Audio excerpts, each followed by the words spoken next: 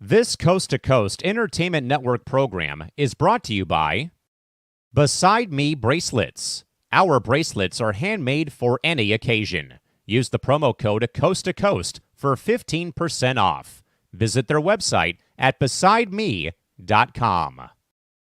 Suzanne's Paparazzi Jewelry. With 24-hour shopping available, use the code 160920 and show her some love, like she showed us. Reaper Apparel Company, a commitment to live your most authentic way every single day. Visit reaperapparelco.com for more information and a look at all of their apparel offerings. And by Good Day Embroidery, your local source for custom embroidery, screen printing, and more. Log on to gooddayembroidery.com for more information.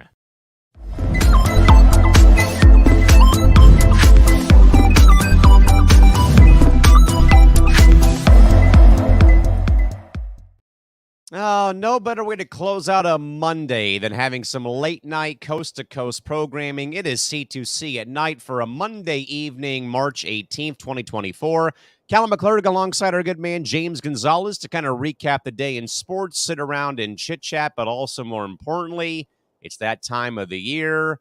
We have a bracket to fill out for our program here tonight as well on Coast to Coast. Mr. Gonzales, thanks for dropping in at the last hour pretty much to get on board tonight, man. How we doing tonight? Good to see you. I'm good. There's been a lot of good programming on C2C recently. Bro Code, I watched some of that, and of course your show with Press Road today, and there was some great topics and great opinions, of course, by everyone. Absolutely. Again, folks, we're bringing C2C at night back once more here again to kind of cater to the evening audience as the bros continue or perhaps wrap up their program here. But again, we are kind of doing some double, triple duty today here on C2C. But again, folks, we welcome your input again, questions, comments, or concerns live on air. We'll read those to you, or read those out, I should say, as our program does develop. But again, folks, somewhat of the synopsis of this program again. James and myself come your way here again, kind of on Monday nights or late nights when we have time to kind of basically in a way like recap the day in sports, kind of sit around and talk, throw some topics out, and just kind of have a good time. If you're with us last time, of course, we had a 3-hour program as well here on Coast to Coast. And speaking of which, the bros have officially wrapped up. And a quick program note from our good man Jason Barber. We are broadcasting the Backyard Brew Games in Eugene, Oregon on May 4th. So I think we have some live cornhole. Let's go, baby. As someone who doesn't play a whole lot of cornhole, but has done it a little bit, though, socially at the local bars, we'll have the coverage for you folks again May 4th here on C2C from the Lane Event Center in Eugene, Oregon, the Backyard Brew Games featuring live cornhole on air. So tune in for that here on May the 4th, coming up here in just about 2 months. With that, James, some of the big news, though, right now in sports, man. Finally, we have a landing spot for Blake Snell, who has signed a 2-year, $62 million deal with the San Francisco Giants, who kind of in a way came in at the 11th hour. It seemed like, man, we heard so much rumbling, or so many rumblings, I should say, of like, oh, Snell's going to go to the Angels. He's going to go to the Yankees. He's going to go here. I think the last offer I heard today was from Houston. But again, James, we know well, we said it here on C2C at night last time about dealing with Scott Boras is probably the hardest thing to do if you're a Major League Baseball owner. Now, this also, James, is a little bit interesting. 2 of Boras' clients now wind up in San Francisco with Chapman and Snell. But also, I agree with Christy Wilson. It's a major last-minute signing, but also, James, 2 years, $62 million, and there is an opt-out clause, I believe, in this contract. So Scott Boras got what he wanted. But again, James, like we said, though, here, man, last time we were on here on Coast to Coast at night, this scares me. Not because of Blake staying in the division with the Padres and Dodgers and the Rockies and Diamondbacks. It scares me because of how late in spring training he signed. We're literally having the first games of the regular season being played Wednesday and Wednesday, Thursday morning in South Korea between the Padres and Dodgers at 3 o'clock in the morning.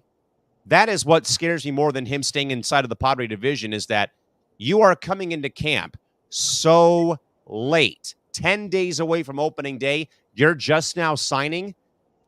James, I worry about this more than anything else because of the fact, as we talked about here on our last program on C2C at night, my man, it scares me because of the fact of how late in camp Blake Snell is signed. But James, your thoughts on finally seeing Blake Snell land somewhere at the last hour, it seems like, in San Francisco, California?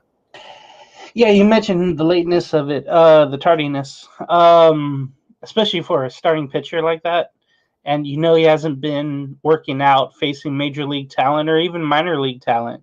There's no video of that, no sign of that. You saw him, managing some kids league or whatever it was, but nothing tells you that he's ready. And I had a feeling though that a signing would get done this week, just because hey, you have the opening, the opening series coming up on Wednesday and Thursday. You have things starting up, and you're not in the team yet. You're not in the camp yet, where everybody else is already going. So yeah, that's very concerning. And then for the Giants, it's great for them. I mean, their rotation is really a lot of no ones that really no one really knows. But adding Snell's really good for their ballpark. The only problem I have, I think, with it seems like he got away with things last year. He walked a lot of people, but got away with it from the good defense with the Padres and all the Gold Gloves they had. The Giants don't have that. It's kind of shaky with them. So you're hoping, at least with Chapman, that kind of improves, but Snell just has to do well there. What's good, he knows the division, he knows the league. I think he'll be fine. I don't know if it puts the Giants, it puts them in the running for a wild card, but definitely not a division winner. But yeah, that really shocked me, just how long this ended up. And you still have Montgomery, you still have JD Martinez still out there, and you wonder if something will get done this week. But and I know we'll talk about Boris and the MLB Players Union, but it's something that is, yeah, you mentioned, real scary, because this will happen every year unless we have a signing period. If we don't have that, we're going to continue to have these things. Like in 2019 with Machado and Harper. I know I keep mentioning that, but that's kind of. But I think, though, to your point, James, it's like the last notable time that we've seen players like the caliber of Machado and Harper and Snell even sign this late into spring training. Yeah, it's really bad for the league, especially for the player, and then for the agent, he's just trying to get whatever he can. And yes, Boris got the money per year, but again, it's basically a 1-year deal with all these guys. Bellinger and Chapman, and now you have Snell, and you don't know if they'll put up the same numbers. For Snell, I'm not anticipating the same numbers being put up. Let me just say that first and foremost. I don't see that happening. He's not going to get as lucky as last year for reasons that I mentioned. So at least he's signed by someone. I think the saving grace is that, hey, the season is so long.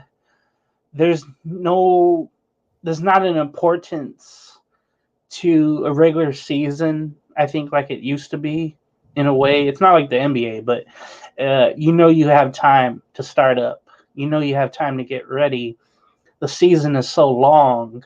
That's why they'll never, shorten it up like maybe they should. But I think he'll be fine there.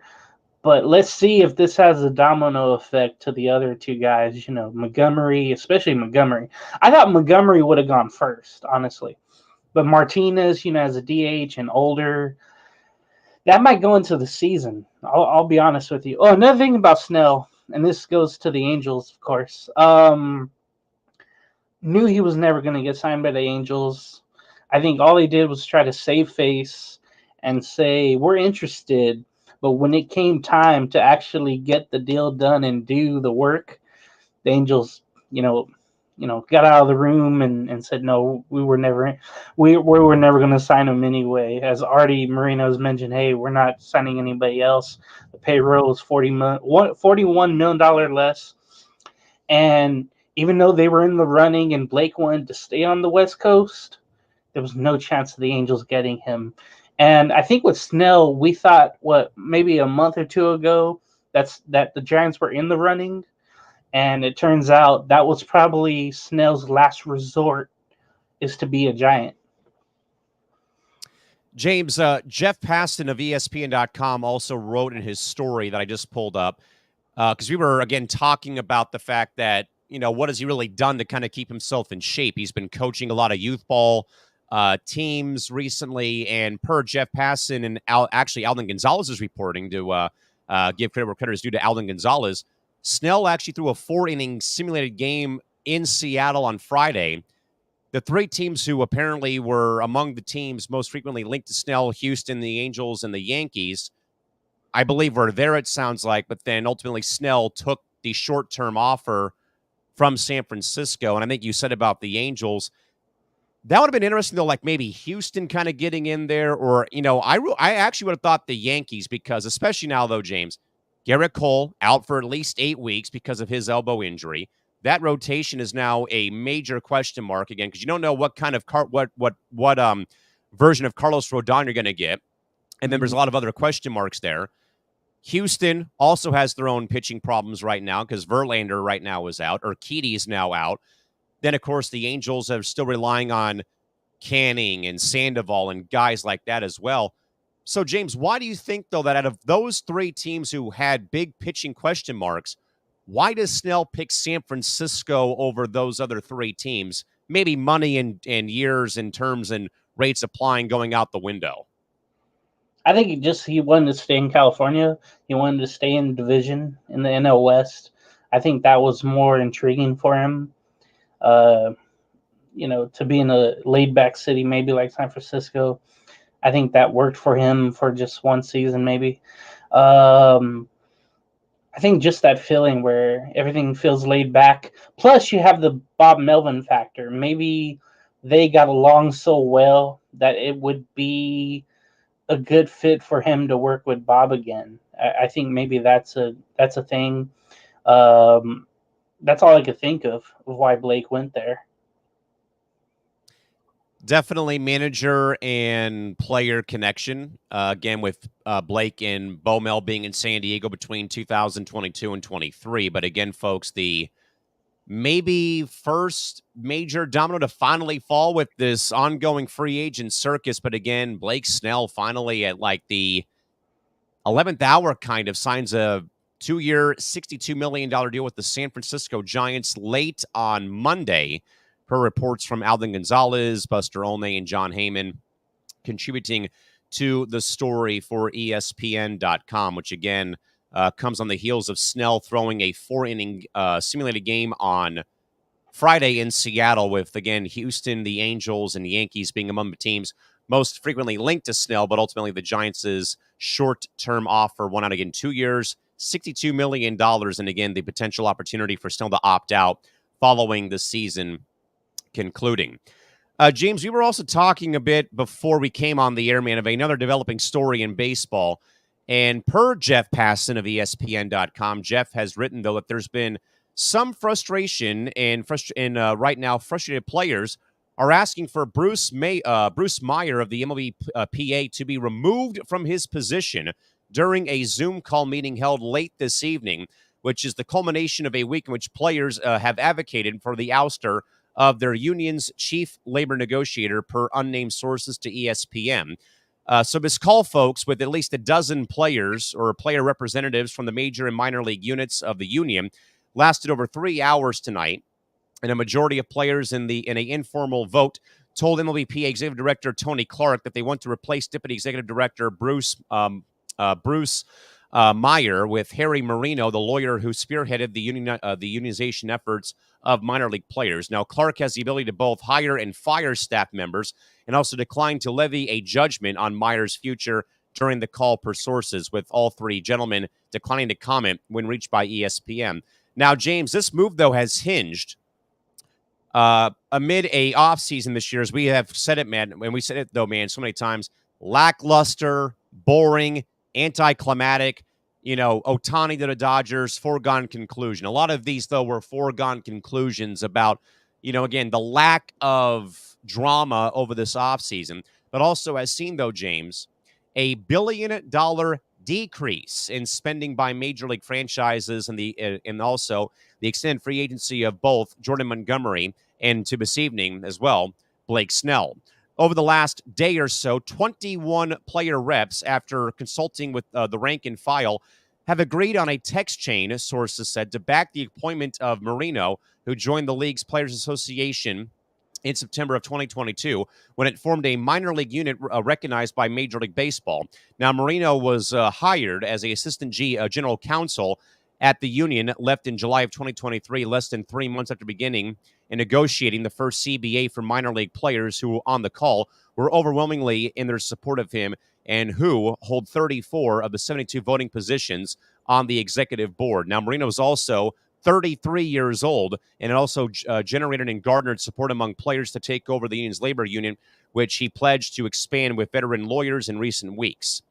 So, James, as if this baseball offseason cannot get any more controversial or any more out of control.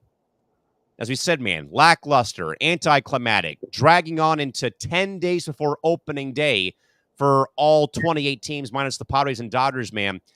James, are you at all surprised, though, about this deliberation that has gone down sometime within the last hour on this Monday night? Now the Players Association wants Bruce Meyer out of his role within the PA. Yeah, you mentioned the $1 billion loss, and I think in any, big business, when people hear that, and then when it affects them, straight, man, that's a sign like, hey, we got to change something up. The old way wasn't working. We were able to get what we wanted, and now this pushback by the owners, and as the players union, I think they need probably a new and younger voice like Marino to get in there and fix things for the best for the players.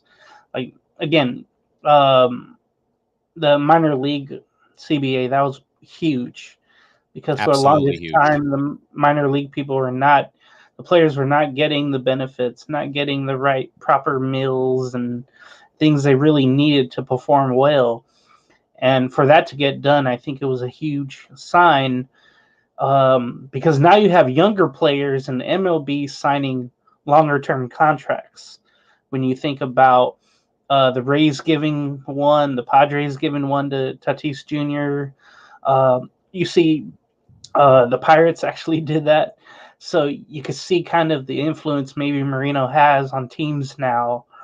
So maybe the Players Union needs that direction to change. And I know they had a heated Zoom meeting, and you could just tell the players' reps are not happy with the way that this low spending free agency has gone. And again, to have these two players still left, Montgomery and Martinez, more Montgomery, out there, and he just won a World Series. I've never seen a player wait this long to get signed, or the agent just holding out for as much money as it can, and then it affects the players, and the players realize that, I think, now in the union, and they just need change here. There's discontent with the direction of the players union, and I don't think there's any doubt about that. Other players wanted to see more financial resources used toward the bargaining team of the union, and I think that definitely wasn't there this year. So maybe you'll see a change in the coming weeks or month as the season starts. And man, if Montgomery isn't there, then you have to really think they're gonna have some type of change, and then it also gets hairy for the off season.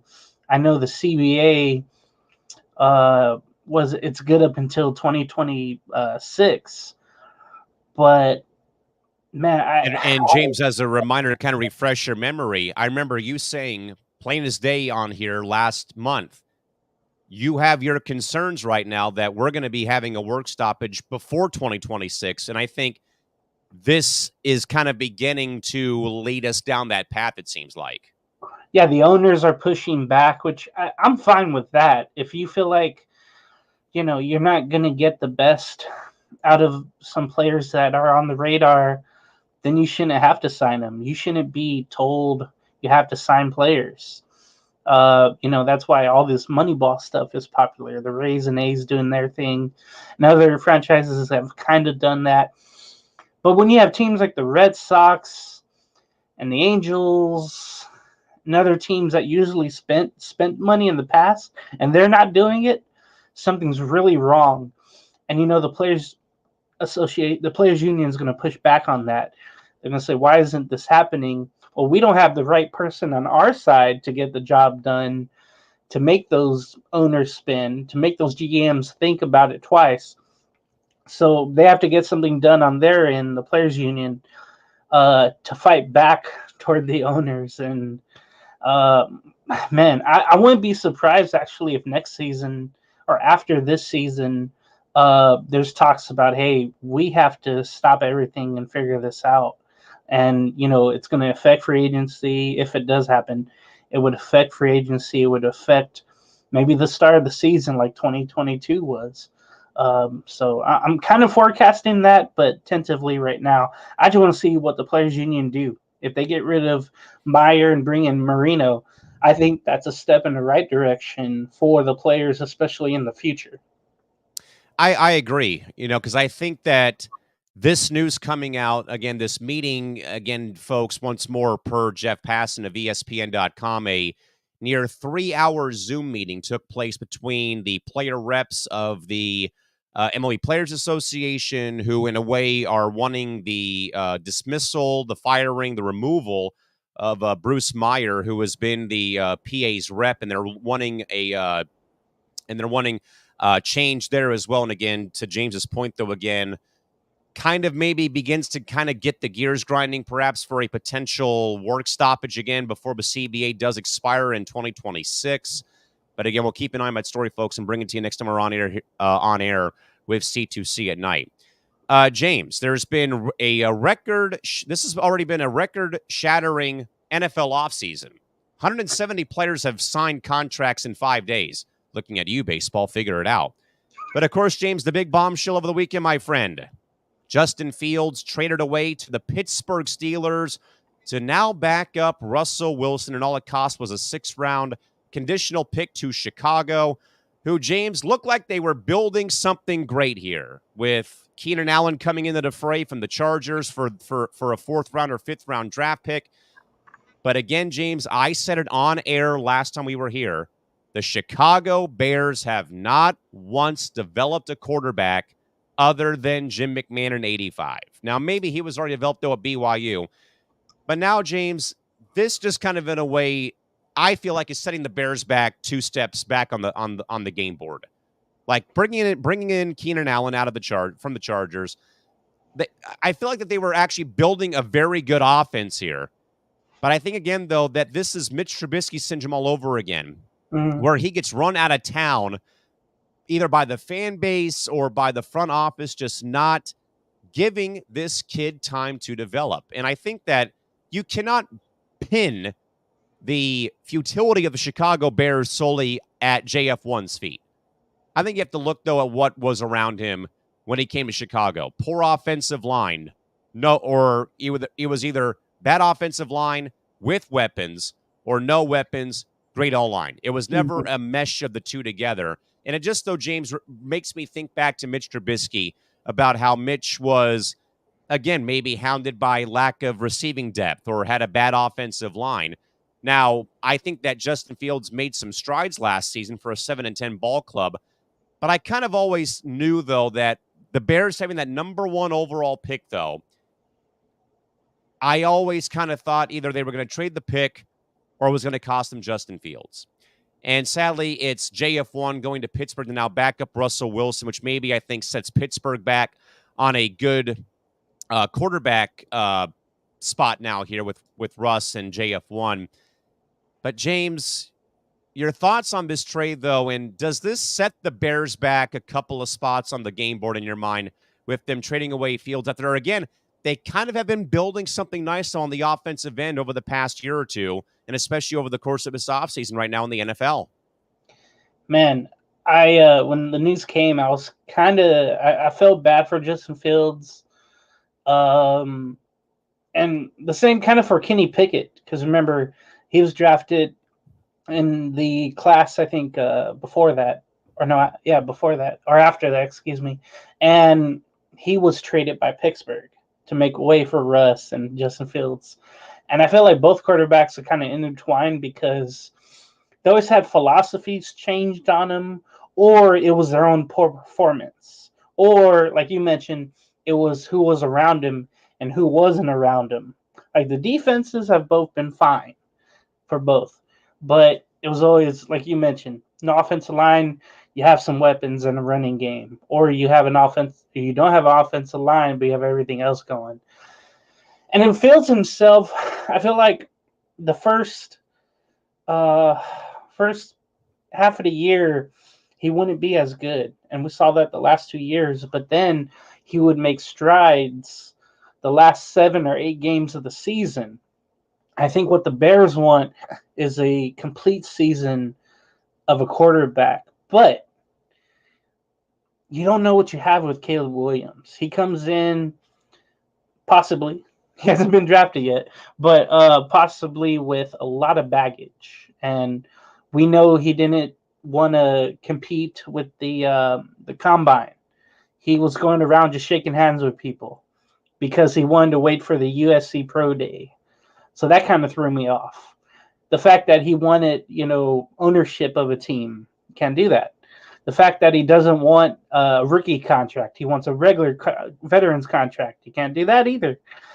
So there's a lot of baggage, but with Justin Fields, you didn't have that. You just had someone who's just lost in translation because of all the coaching changes, the offensive coordinator changes. Luke Getsy now is on the Raiders. That's going to be bad. All they want to do is throw screens, right, with Getsy, with wherever his offense goes. Right. Fields, it feels like was very limited. They never threw the ball downfield, and you have DJ Moore, and now you would have had Keenan Allen, and when healthy, he's explosive. 7 touchdowns last year. DJ Moore, he has like 3 breakout games. The rest of the season very pedestrian. And you have a running game. Now you're building offensive line. You got younger at defense too. So I kind of feel bad for Justin Fields this way. For me, he goes to Pittsburgh. The thing is, too, he has to play 51% of snaps in order for that 6th-round pick to go to a 4th-round pick for Chicago. Don't see that happening. Also, he's entering the 4th year of his rookie contract. He has an option for $25 million guaranteed for next season if the Steelers keep him around. I don't see that happening either. So a lot of things are going against Justin Fields, it feels like. But maybe Russell, again, I don't really trust Russell Wilson now. If this was 2015, I'd be like, hell yeah, learn whatever you want, whatever you can, Justin, from Russell Wilson. Right now, Russell Wilson looks lost too. So I just feel bad for Fields, but there's a little optimism with the Bears because not only do they have the 1st pick, but they have the 9th pick. You're hoping a receiver falls down, Roman Dozie from Washington. You're hoping that he falls down there. But there's a lot of other teams that need a receiver. And for me, I was always hoping they would keep Fields around and either trade down and draft Marvin Harrison Jr. and then get another piece later at that 9th pick. But, I just feel bad for Justin Fields. And now you just wonder how the Bears will do if they have Caleb Williams. James, I think I brought this up when we were talking football fairly recently. And I remember saying, though, that what drives me crazy, though I don't watch the NFL, is I don't understand the front office mindset of when you draft a young budding quarterback, for example, Justin Fields to Chicago, that they have great college careers. But when they don't get exposed to losing and the ups and downs, when they've been, like Trevor Lawrence didn't lose a game for how long in his whole career till he got to the NFL, like high school, college, like he never had lost. Yeah. That's the thing that drives me nuts, is that teams don't let these kids grow and mature. They want instant results like, hey, we just drafted a national title winning quarterback. We're going to the Super Bowl and we're going to go 19-0 or whatever the record is.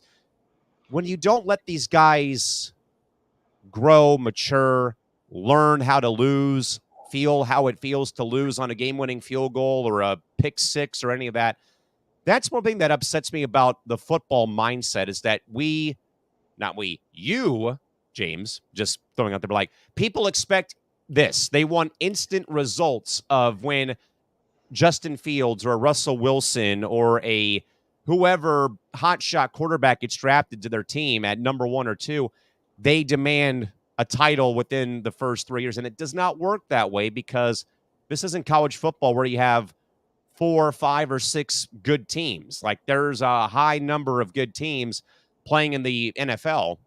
And that's more, I think, of what I think makes me upset when, I think there was rumors of Trevor Lawrence was going to get dealt from Jacksonville after his second year. Like, we're not going to let this guy learn how to lose again and things like that. But regardless, I think, though, that you're right, though, James, that it was kind of, in a way, a bad hand.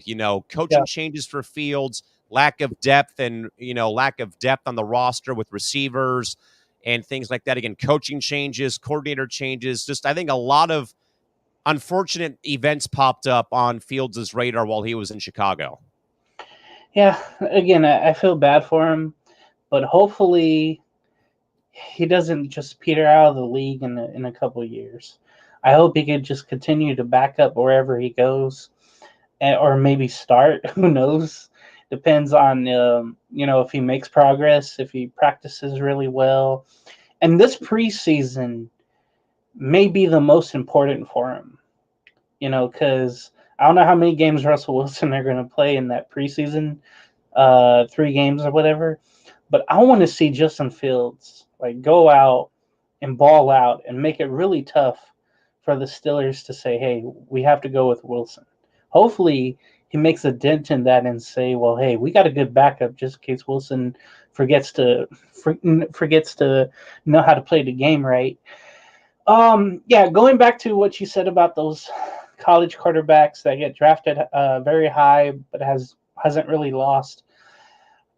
I wish things were the way it used to be, where you have a seasoned quarterback already, and you then, kind of, in a way, let that draft pick ride the pine and kind of learn from the bench. I agree.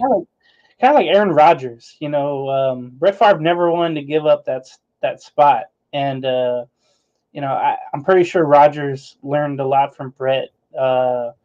Hopefully more stuff on the field than off the field. But that's probably the last prime example that we have of someone just sitting and waiting for their turn and then, win on that team.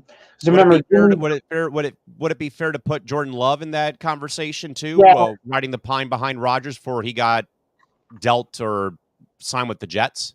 Yeah, I was going backwards instead of forwards to backwards. But yeah, then I was thinking about Jimmy G. You know how he was supposed to be the heir apparent to Tom Brady, and that never happened because Brady said, you're not starting over me. I still got so many years to go. And eventually Patriots are stuck where they are now, where they don't have a quarterback. But yeah, Jordan Love, you look at that. Maybe the Packers are the example of how teams should treat their quarterbacks. Well, not treat them, but say, hey, let them learn the game. Let them develop. If they make mistakes in the first year, that's okay, like Love did. But guess what? He had a hell of a season in his first year, and he already looked like not a veteran quarterback, but he looked established already in many games. I mean, he got them to the damn playoffs. What else do you want in a season that they were not really looking toward the postseason? They were just looking to have an okay season, but progression. And damn, they progressed more than I think anybody thought. Getting to the divisional round, I'm just, yeah, I just hope with Fields that he finds a landing spot, but I hope he balls out wherever he goes. And then I hope that's what's bad about the draft. You have, I think, the first three teams this year, Chicago, Washington, New England, all are going to draft quarterbacks, and all are expected to To turn start. the team to start for the team, and um, but it should be a realistic thing where you're like, hey, let him progress a little bit. Let him learn maybe from someone you bring in, like a veteran quarterback from behind. Let him learn, hey, how things work here. Just don't throw him into systems that they don't know yet. You know, it's a rarity that you have someone like Peyton Manning that knows everything right away. You're not going to have that anymore. That was the only Einstein of the playbook was Peyton Manning, pretty much. Um, so yeah, I just feel bad for Fields, but hopefully this is an example of say, hey, let's not rush these draft picks. They've been used to winning. Um, this is the NFL. This is the toughest league to win in. Let's bring them on slowly, and if they have to start, let's not put so much on them. Let's not hear what the fans are saying or the media is saying. Let's have a program. Let's have a direction. Let's progress of turning it all the way up to 11. Let's just go dial by dial number. Let's just do that. So again, folks, Justin Fields on his way out of Chicago to Pittsburgh for a conditional 6th-round pick. Trade made over the weekend, capping off quite a NFL free agency. 170 players have signed contracts in a 5-day span. Baseball, figure it out. James, with that, quickly in the NBA, my friend, there is a pretty good, intriguing race going on in the Western Conference for both the top overall seed and the gauntlet that could be the play-in tournament, 7 through 10. So, James, we have 3 teams vying for the number 1 seed, Oklahoma City, Minnesota, and Denver, all separated by a half game in the standings, while the play-in tournament field is within a 4-game differential between Dallas, Phoenix, the Lakers, and Warriors. So, James, out of the 2 races, which one in your mind would you be more invested in, the race for the number 1 seed or that gauntlet that could be Mavericks, Suns, Lakers, Warriors right now in the play-in tournament for the Western Conference? Man, this goes against everything Charles Barkley said the last 2 weeks, last 2 Thursdays, saying like nobody cares about the Lakers and Warriors. They're not in anything. They're just in the play-in. But the play-in would be, I think, more exciting than whoever comes out of that number 1 seated right there. Denver has awakened. You know, they're only a half game back, and Minnesota as well, and Oklahoma City. But you don't trust those teams. You trust Denver. Despite what they've lost, they still have a 2-time MVP on their team. Timberwolves are, of course, without Cat. And the Thunder, they're like the Grizzlies last year, right? Where they were not supposed to be that high. Uh, maybe they're not as good. We don't know yet. I hope so. But man, when you talk about the play-in, this is ridiculous.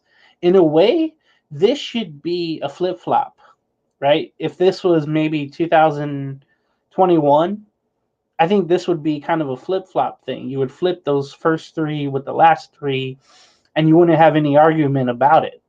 But it's the way things have gone now in 2024, where it's just like, man, the older teams, they're just struggling to get in. The younger teams, they're thriving. And the Clippers and the Pelicans are right in the middle of it, as well as the Kings. You know, the Kings have kind of fallen.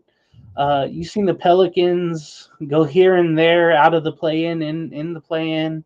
It's a miracle that they're this good, but they've built really good with David Griffin as their GM, turning those picks into winners. That's pretty cool. But it also shows you, hey, We want to see Curry. We want to see LeBron. We want to see KD. We want to see Doncic.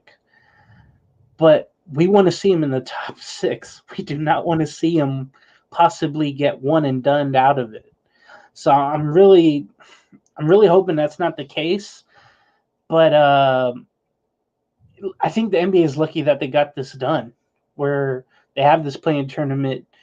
They don't have to worry about their stars not having a extra game to play in, possibly.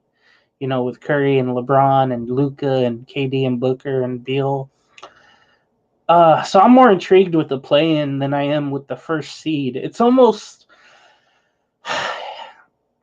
man, I don't want to say this, but it almost feels like if you're young and you're a top seed, everyone is coming to get you. Everyone's telling you you're not good enough. You've never been there. You know, you're just a glorified AAU team that you don't have experience. You don't know how it is in the 7-game series. You know, someone's going to come into your house and take everything from you. That's what it's going to feel like. But hopefully I could be wrong with those young teams. But man, I'm looking forward to this play-in tournament. If this is the way it is, I'm so intrigued because no one wants to lose. Like Jimmy Butler last year with Miami, he did everything he could to get them in the play-in tournament and then into the playoffs and then into the NBA finals. Maybe we'll have a run like this with the Warriors and Lakers where LeBron says, okay, I didn't like the tournament at first, but guess what? It got us to the conference finals last year. Let's prove everybody wrong and let's get to the championship. We'll see what happens. But I can't wait for the play-in. I mean, as much as I would love to go with the play-in, I for one will go take the other side of this one and say I'm more intrigued by the race for the top seed. Denver, of course, defending champs, are kind of coming, like the Undertaker, rising from the casket, coming back to life here after they've been struggling. But I think I'm only intrigued by the top overall seed race for the simple fact of it's somebody new. And I Yeah. know that a lot of people are going to say, "Oh no, we need the big sexy." I get that we need those teams. They're in the bottom half playing for the right to get in to the postseason. I think though, in a league though, James, like the NBA, who has been maybe fading a little bit off people's radar because as we've been talking about the All-Star game issues and how players don't take all 82 games seriously. I might be in the very small minority who enjoys seeing something different, seeing new blood, seeing new faces, like a Oklahoma City led by SGA and that ragtag group of individuals, and Minnesota without Karl Anthony Towns right now, and they're still a half game out of the top seed. Denver, of course, they're a great, story again, having won the title last season. And then Sacramento being back in there like consecutively in the postseason for like the first time, like in a long time. New Orleans is in there without Zion really doing a whole lot this season. I know he's had a lot of off the court drama and stuff like that. But I would probably take the 1 seed argument for the fact of it's somebody new. It's not the Lakers, it's not Phoenix, it's not Golden State, because I do think that there is some fatigue though when you kind of see the same stuff over and over and over and over again. Where again in the West you're seeing New Orleans is in there, Sacramento's back in there. But again, the fact though that two teams either led by lesser known superstars like SGA with the Thunder, for example, or again, the Wolves doing this without Karl Anthony Towns. Will they probably bomb out in round one to that bigger, better ball club? More than likely they will in a game 7 because James, like you said, you've not been there yet. Yeah, you're having a great season, but you've not been there just yet. But I think though, once you kind of get that experience though under your belt though, then you just kind of keep leveling up from here though. But though I will say though, to kind of go to your argument, James, about the play-in tournament though, I like that there's a safety net now in place because imagine though, James, if it was just the top 8 like it used to be, there'd be Mm-hmm. no LeBron James, the Lakers would not be in it, there'd be no Steph Curry and Klay Thompson in Golden State. You'd be having a young budding team in Oklahoma City playing Phoenix, okay, Durant, Beal, and Booker if they're healthy. Minnesota playing Dallas. Okay, Luka Doncic is in there. Then again, Denver playing Sacramento. Denver would probably win that in 5, more than likely, if not 6. And then the Clippers play New Orleans. Again, young team in New Orleans, veteran-led club in the Clippers. But again, not having LeBron James in the postseason, I know would make half of the world excited. But then from the business side of things, like, oh no, our star players aren't in the postseason. So, James, where is your stance on the play-in tournament? Is it a love-hate thing, or is it something that you think is good to have in the NBA right now at this stage of the season? I hated the idea at first because I was such a traditionalist. So I loved having just the first 8 and saying like, okay, we're going to be different than other sports. I don't think NHL has play-in. No. It's literally the Only first. during COVID they did. That's right. That's what I was getting confused with. But with baseball and football, you have wild cards. The NFL. I mean, yeah, the NFL has too many wild cards, in my opinion. In 2020, baseball had too many wild cards. So I took those examples and I thought to myself, well, damn, this is a glorified wild card round that nobody wants. But the stakes are really high. And I think what convinced me of that was the Lakers and LeBron last year and Miami and Jimmy Butler last year, because, LA got to the third round. Miami got to the finals. So you think without that, it's not possible. It also makes me think, though, that it lessens the importance of the regular season in a way, because it shows you like, hey, if we just get into the play-in tournament, we could just make a run like it's the playoffs. We'll treat it like the playoffs, basically. That's what I'm worried about when it comes to the play-in, right? That's the only thing where I'm like, okay, even though they have the rules in place where you can't sit out as much, you're still going to have a decrease in the game's importance in the regular season, especially early on. When they had that in-season tournament, that was I know it blended into the regular season, but I feel like that was kind of a waste of a time, and it was an experimental thing. But I just didn't see anything with that. But the play-in, luckily, because it's close, it's right next to the playoffs, I don't mind it. And then because it has star power, not like the East doesn't. I think it's intriguing just in the West, just the West. You have teams like the just for Hawks and perspective, the James, the Bulls. Celtics have a 10-game lead over Milwaukee for the top seed. Yeah, and the Hawks and the Bulls are probably like, 22, 23 games out of the first seed. So, and Atlanta's got a 4-game lead over Brooklyn for the last spot in the play-in tourney right now. Yeah, see, teams like Brooklyn, 20 games away, 24 games out. And then you look at they're under 500. The Nets are 20, or they're right behind in 4 games. But you look at the Hawks, who are 8 games under 500. 30 and 38. Yeah, and then the Bulls are a game under. I just don't see it work sometimes. But then you have teams like Miami that did it last year. And then you have the on-rushy teams like the Pacers that keep flopping in and out, because you have Orlando keep going in and out. And then the Sixers without Embiid are literally trying to stay out of that. So, again, I think it just deals – it's great when it has star power, but when it doesn't, you have situations like this where I don't want to see the Hawks without Trae Young. I don't want to see whatever Chicago's putting out there. Both teams need like a real good facelift. And then quickly, I want to say, Callan, if I may, about the young teams. I'm trying not to sound like a hater. I'm just saying that's how teams approach the playoffs. The older teams was like, hey. Oh, absolutely. No, that part I agree with you 100%. And it goes with every sport. Like MLB, you saw the Astros do that until they met the Rangers. And it was that one time where it just felt like, or with the Diamondbacks last year, both the Rangers and Diamondbacks being young, beating the older team, the experienced team. That, I guess, it doesn't happen in the NBA all that much, but You look at Denver, the way they're established. They've been a playoff team for a while. I NBA would champs.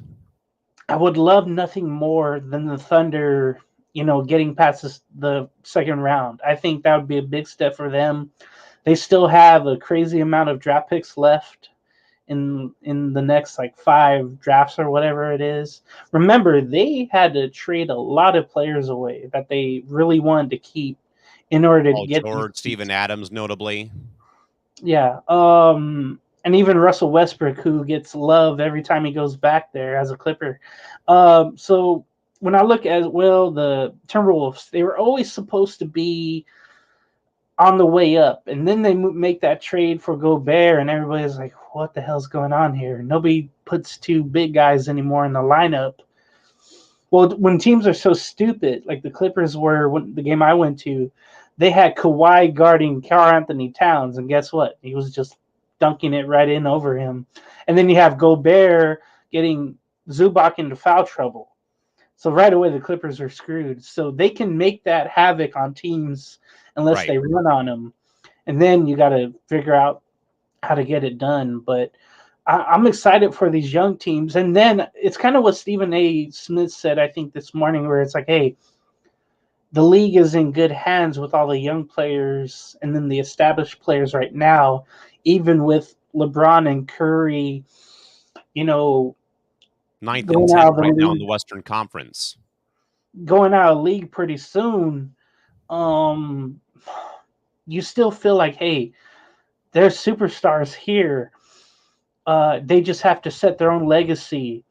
What I love though is the international game, and you're starting to see kind of a takeover with the international players, and for them putting their way of the game into the NBA, it's pretty cool to see them kind of beat the American players. Just because I think, again, it goes back to the Dream Team in '92, and then you realize all these countries have these basketball factories or these schools where they go do their homework, but they play basketball.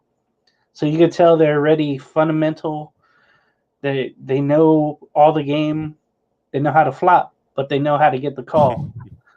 With the AAU circuit and all that crap, it just puts all the pressure on American players right away. They buddy up, they team up, and then they don't know how to play with each other after a while, especially when it comes to the big leagues here.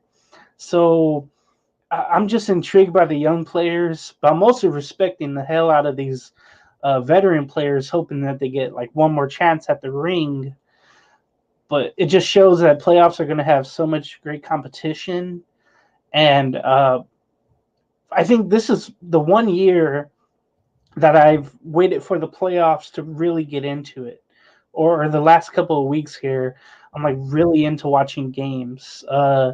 It's just the non-importance of the regular season has been really, really hurting me to the point where I'm just ready for the playoffs. I'm ready for a team to be, at full strength or as much as possible, and let's just see how they go in the 7-game series. That's what I'm truly waiting for this Western Conference. And not just that, James, I believe that this would be the second year in a row that the entire conference's Pacific Division, both LA teams, Sacramento, Golden State, and the Suns would make the playoff field right now if that was the case. They're all in the top Yeah. 10 in the standings. And James, this thought just came into my head before we get to our March Madness bracket here. Because of the fact of the Eastern Conference having so many teams right now in the mix that are below 500, what would your reaction be? Say, for example, a under 500 Atlanta team somehow wins the championship.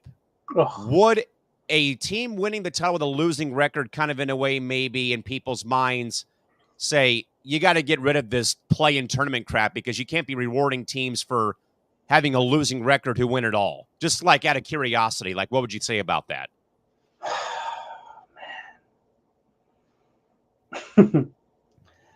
uh, Luckily, it hasn't really happened. We've seen incidents where a team gets to the Western Conference, to the conference finals. Conference final, yeah.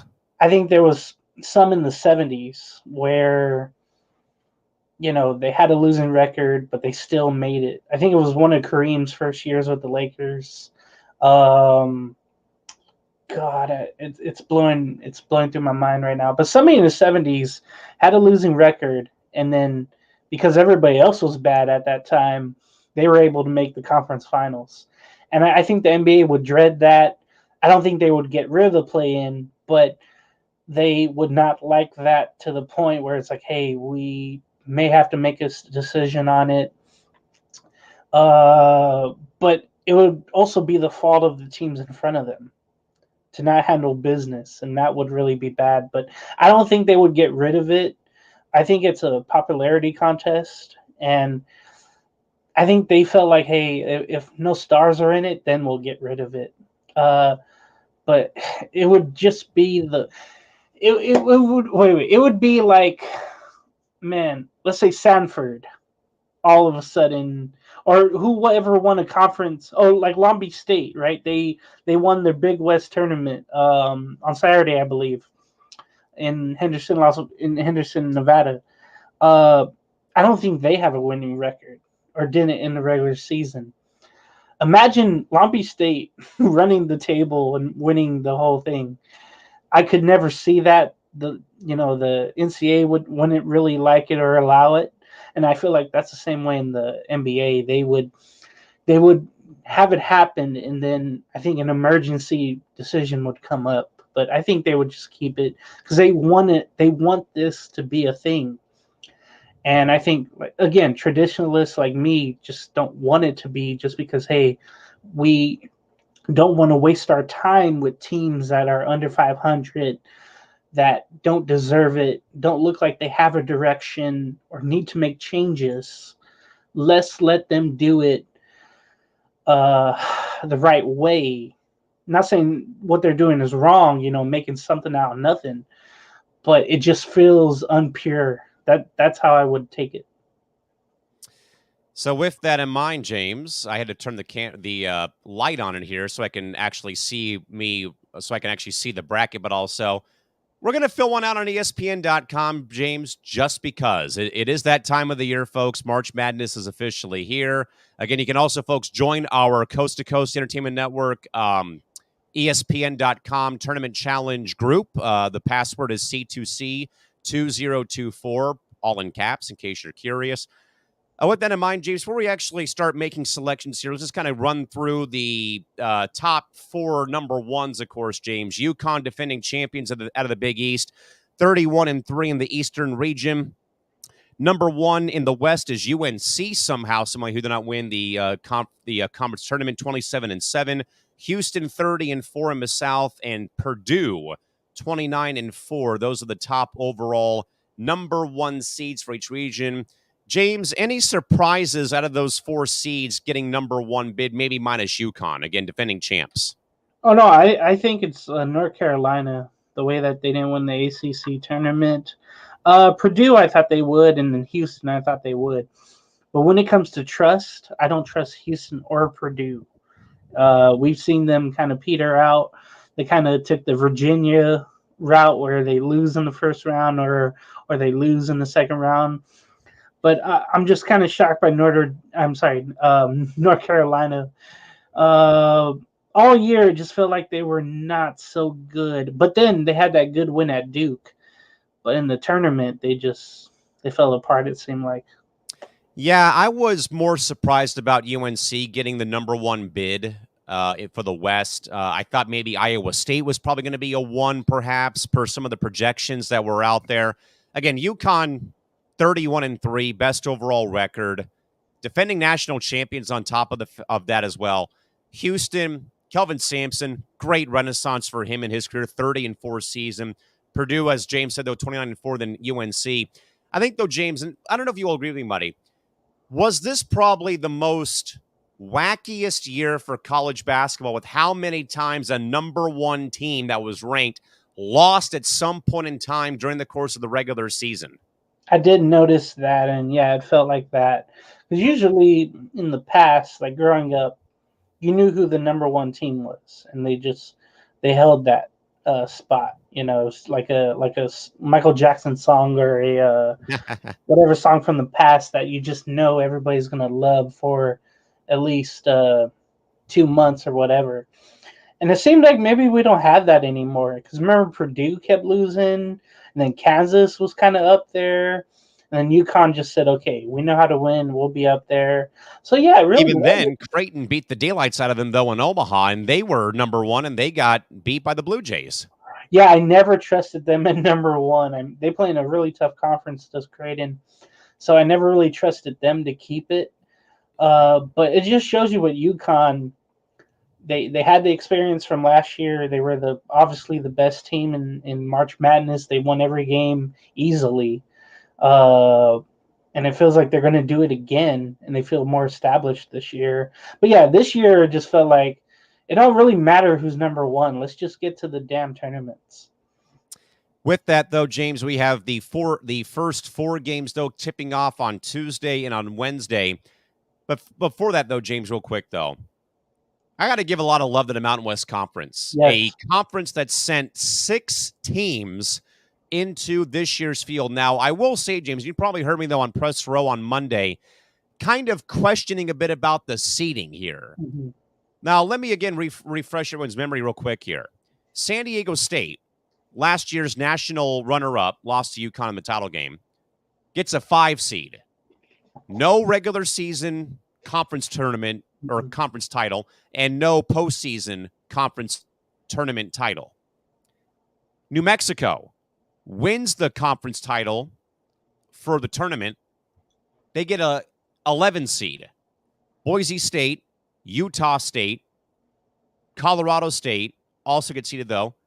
Boise State and Colorado State, though, James, get play-in bids, and Utah State is an 8 seed, I believe, in one of the other regions. So, James, maybe, do you feel like, though, that there may have been some schools who got snubbed by auto bids or by brand name? Again, like I even said, though, too, on PR, though, my friend, St. Mary's, California, conference champs, both regular season and postseason.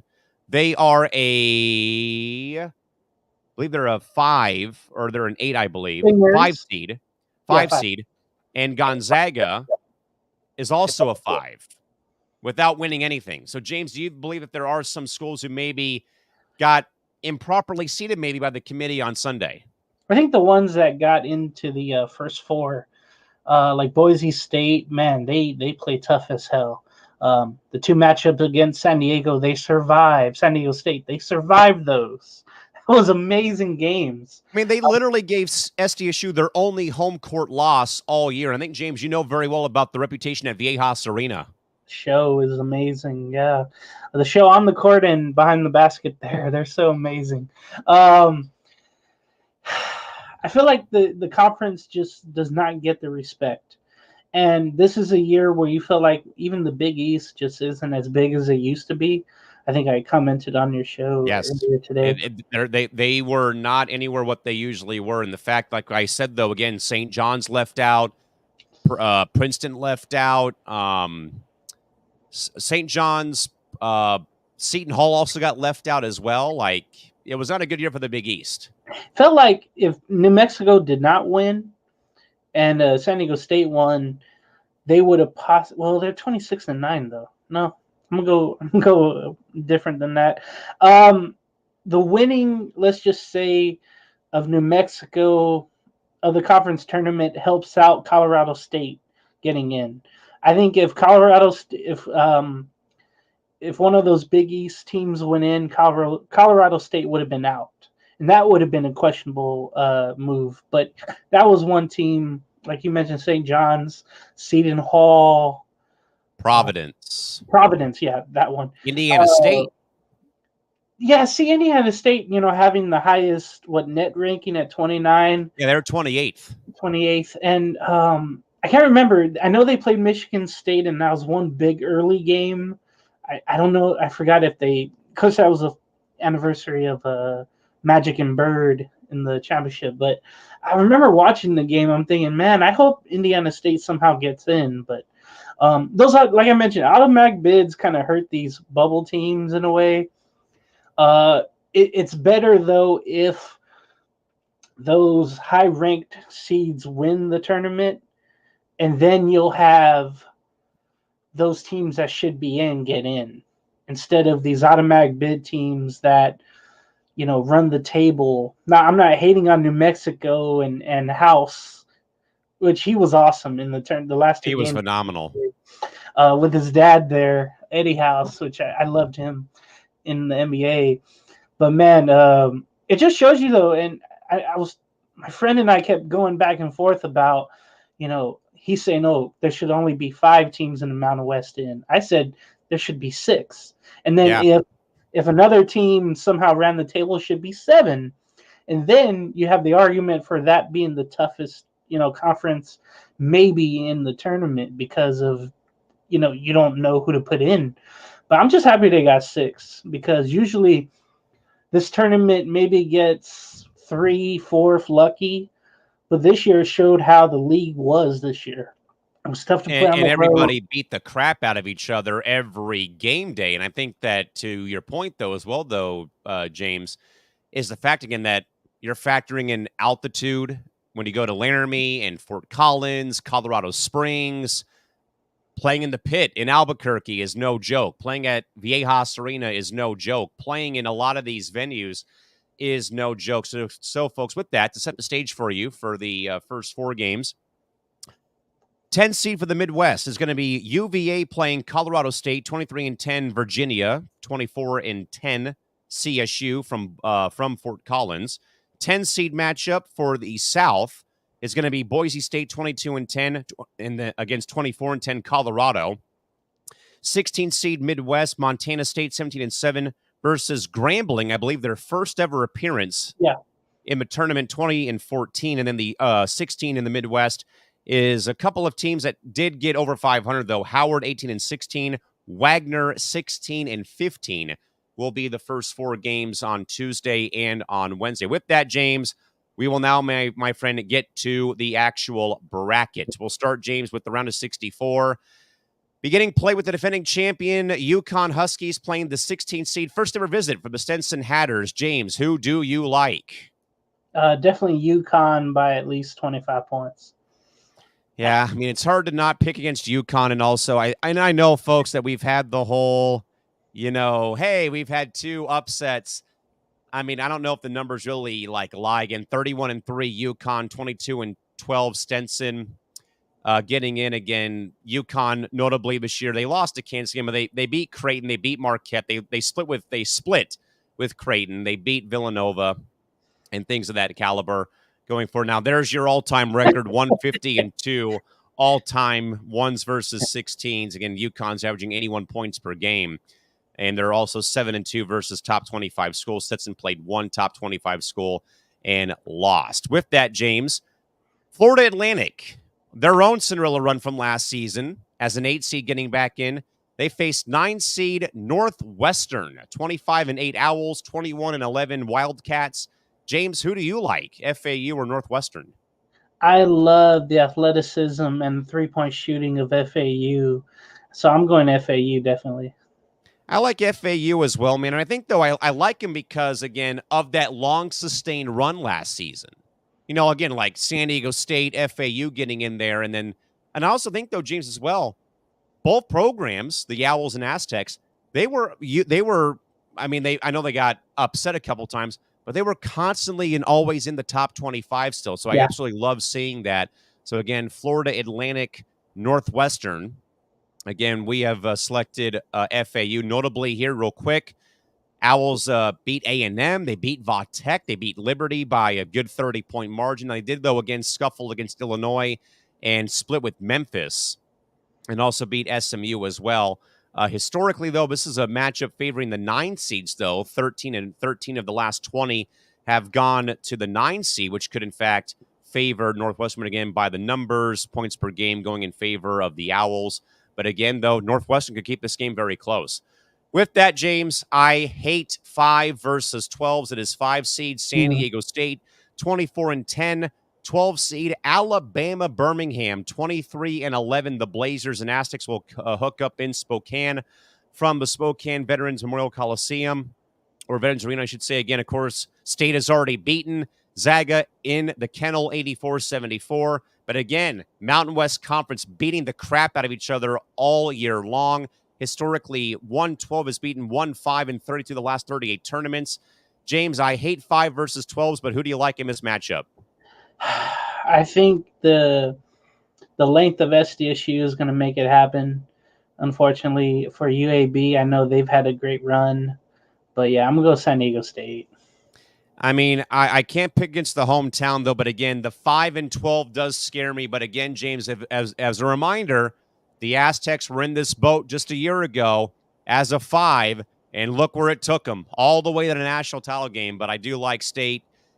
I James, I'll go with State, but this is the case. If San Diego State is behind the 8 ball and going through long, sustained scoring droughts, Yeah. if they're behind a lot early, it's over for them, sadly. And that's been a very big story and talking point here amongst local media that you should probably know, though.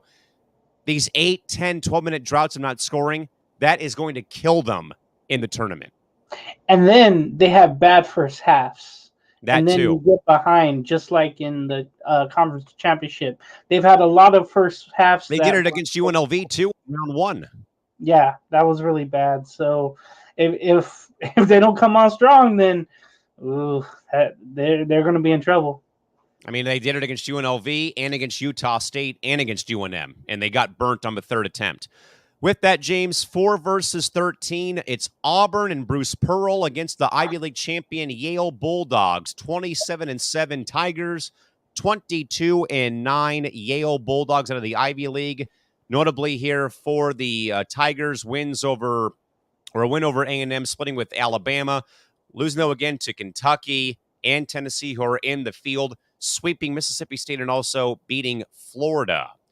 4s historically, though, James, have won nearly 80% of the matchups with 13 seeds, but 1-13 has beaten a 4 in at least 27 of the last 38 tournaments. So, James, Tigers or Bulldogs? Okay, I can't go against what Auburn has done this year. Yeah, they had that loss against Tennessee, but they're ranked higher. Yale's a great story getting in. They're one of the first, I think, to get in. But I'm gonna go with the Tigers. I'm going with Auburn as well because I think that Bruce Pearl has that team clicking right now at the best time. And I think that Pearl reinventing himself at Auburn in a way, getting a lot of those big name transfers or whatnot into the program. So we both like Auburn going forward. Next game up, James, 6 seed BYU out of the Big 12 Conference against the 11 seed Duquesne Dukes, 24-11, winning their conference title on Sunday. James, I don't know how to feel, man, about this one. Again, BYU took their licks in the Big 12 this season. Duquesne, of course, winning the conference title game, though, this year as well over a very good VCU ball club. Hasn't happened, though, James, where the last time that a number 6 seed won all 4 meetings with an 11 seed was 04. So, James, do you like Duquesne or do you like BYU? I love the story about Duquesne because this is the first time they've made the tournament, I think, since the 70s, I want to say. I believe so. It's been a long time coming. Yeah, it's just amazing, too, because I know who they were, but I'm shocked as hell they haven't been in it. I think BYU is too strong, especially inside. They have a good inside game. They mix it up with their three-point shooting. That's going to sound redundant with all these teams, but damn it, that's the style everybody plays almost. So I'm going to go BYU. We'll both go BYU. 3 seed Illinois, 14 seed Morehead State. James, identical records here for the Fighting Illini and the Eagles of Morehead State University. Of course, Illinois, though, Big Ten champs beating Wisconsin, who fell apart at the very end. 3s have won nearly 85% of the meetings with 14 since 2017. 3 seeds have lost 1 time in a near 4 or 5 year stretch. So, James, Illini or the Eagles? Man, for once, Illinois is back again, and I think they take care of business. Morehead State, again, great story, great program that is, not well known, but yeah, I'm going Illinois. I like Illinois, too, for the fact of they kind of, in a way, were in a slugfest on Sunday with Wisconsin, and they finally ran away with that ball game finally, and again, kind of getting hot at the right time. But again, though, I like that matchup, James, for the fact of it's two teams with identical records. That should be fun. I can't wait for that game. That's one of the ones I'm going to watch. Definitely. Next game up, James, 7 seed Wazoo from the Pac-12. 28-win Drake is the 10 seed facing the Cougars in Omaha, Nebraska in this 7 versus 10. Again, the last year of the Pac-12 conference. Again, however, though, James, pretty good resume here right now for Wazoo. Again, wins over a 2 seed U of A right now, beating Utah, beating Colorado, sweeping Arizona. But again, faltering, though, to Colorado both times here. But again, Drake as well, though, beating Nevada. They also beat Indiana State. They beat Southern Illinois. Also swept Bradley in 3 games and also, again, beat Indiana State as well. Again, 7s have won at least 60% of the matchups with the 10s. So, James, you like the Pac-12 Cougs or the 28-win Bulldogs out of Drake University? Yeah, I'm going to feel bad about this. But, Washington State, they had a little bad start, but then they came on really strong here. That's why they're number 7 seed. But I got a good feeling Drake is going to upset them. I feel like I was thinking the same thing, honestly. Yeah, I'm going to go with Drake. I'm going with Drake, too, because there has to be an upset somewhere in the East region somewhere. Mm-hmm. I don't know if that comes from UAB, because in my other bracket, I actually have UAB upsetting San Diego State, because, again, I just dread 12 versus 5 every damn year when the tournament rolls around. This one, though, I went with Drake right away because 10-7 is also kind of one of those 5 and 12s, though. Again, the record, again, for the Bulldogs, and I know we're comparing Pac-12 to, I believe, the Summit League of what the Bulldogs are in, but again, 28-win team, though, as a 10 seed. That could be, nightmare fuel for a Washington State team as a 7 seed right now. With that in mind, though, James will go to the last game for the East region. 2 seed Iowa, 15 seed South Dakota State. The Jackrabbits make it to face the Cyclones in round 1. They will play their game also in Omaha as well. Again, notably Iowa State winning the Big 12 tournament. Again, a stumble bump there for Kelvin Sampson and the Cougars in the title game. Got blown out there, 69-41 in that ball game for the Cyclones over the Cougars. Again, 2 seeds, though, James, have really had their way, though, historically in the tournament over the 15 seeds. So with that, James, Cyclones or the Jackrabbits? Yeah, I want to pick the Jackrabbits, but I think Iowa State, they're really hot right now. So I'm going to go with the Cyclones. In my mascot bracket, I do have the Jackrabbits winning because, again, I do one based off mascots, but by the numbers, though, and I think, though, James, Iowa State, though, winning the Big 12, though, in that fashion over Houston, I think is kind of what I think put them in that number 1 seed conversation if it was not for UNC having their name out there all the time. That's true. With that, James, let's slide across the bracket to the South region. 1 seed Houston will take on the 16 seed Longwood Lancers in the tournament again. I actually saw Longwood play USD last season. Again, Houston, great year again for Kelvin Sampson and the crew. But again, though, James, that stumble bump, though, coming, though, in the conference title game might serve them well going forward into the tournament, though. And for Longwood, in case we're curious here again, they very rough patches here again. Losses to Dayton's, the Bonnies of St. Bonaventure, High Point, splitting with Winthrop as well, but also losing, again, to some of those other big-name programs. Again, James, it's 1 versus 16. We're going to go with Houston, I'm going to assume. Oh, yeah. So we'll go with Houston for that first matchup in the South. With that, James, 8 versus 9 out here. Should be a good one. 23 win. Cornhuskers of Nebraska, 9 seed, 20 win. Texas A&M from the FedEx Forum in Memphis, Tennessee. Again, though, James, a rugged year, though, for Nebraska. Again, losses here to Creighton and to Wisconsin. But again, wins, though, over Purdue. Yeah. Wins, though, over Ohio State. And again, also win over Wisconsin. But again, though, losses to Illinois twice and to Northwestern for Texas A&M. Real quick on the flip side of the coin here again. Losing by 4, not bad to Houston. But again, losses to Auburn, crushed by Alabama, and also losing by 5 to the Gators of Florida. So, James, you like Big Red or do you like the Aggies? Yeah, this is tough because I was watching the profile on Nebraska, and You know, they're really athletic and they're really, really hungry. I don't know much about the Aggies, but yeah, I'm going with the Cornhuskers. I like Nebraska. I think again, just they're kind of a battle tested group again, playing in Yeah, the Big 12. And again, like the Mountain West, James, the Big 12 beat the crap out of each other practically all year, like the Mountain West and Big East did practically. no doubt. Okay, James, here's the 5 and 12 that scares the heebie-jeebies out of me. 5 seed Yes. Wisconsin, 12 seed James Madison, 31-3 record for the Dukes. Wisconsin fell apart though in the Big 10 title game against Illinois on Sunday. James, this one scares me. Look at that. JMU has beaten Michigan State. They beat Kent State. They beat Southern Illinois. They beat Louisiana. They beat Akron. They beat Arkansas State, James. This one terrifies me that I literally picked JMU right away when I saw that this matchup was going to, when this matchup got announced by far and in a way. But James, do you like on Wisconsin or the Dukes of JMU? I also went the same way you did. I'm going with the Dukes. I like the energy they have. Wisconsin, it just seems like all year long they've lost games at the end when they should have had them, and it felt like that way with Illinois on Sunday. So yeah, I'm going the Dukes. That loss on Sunday is like, for me, felt like the balloon pop for Wisconsin. Hell yeah.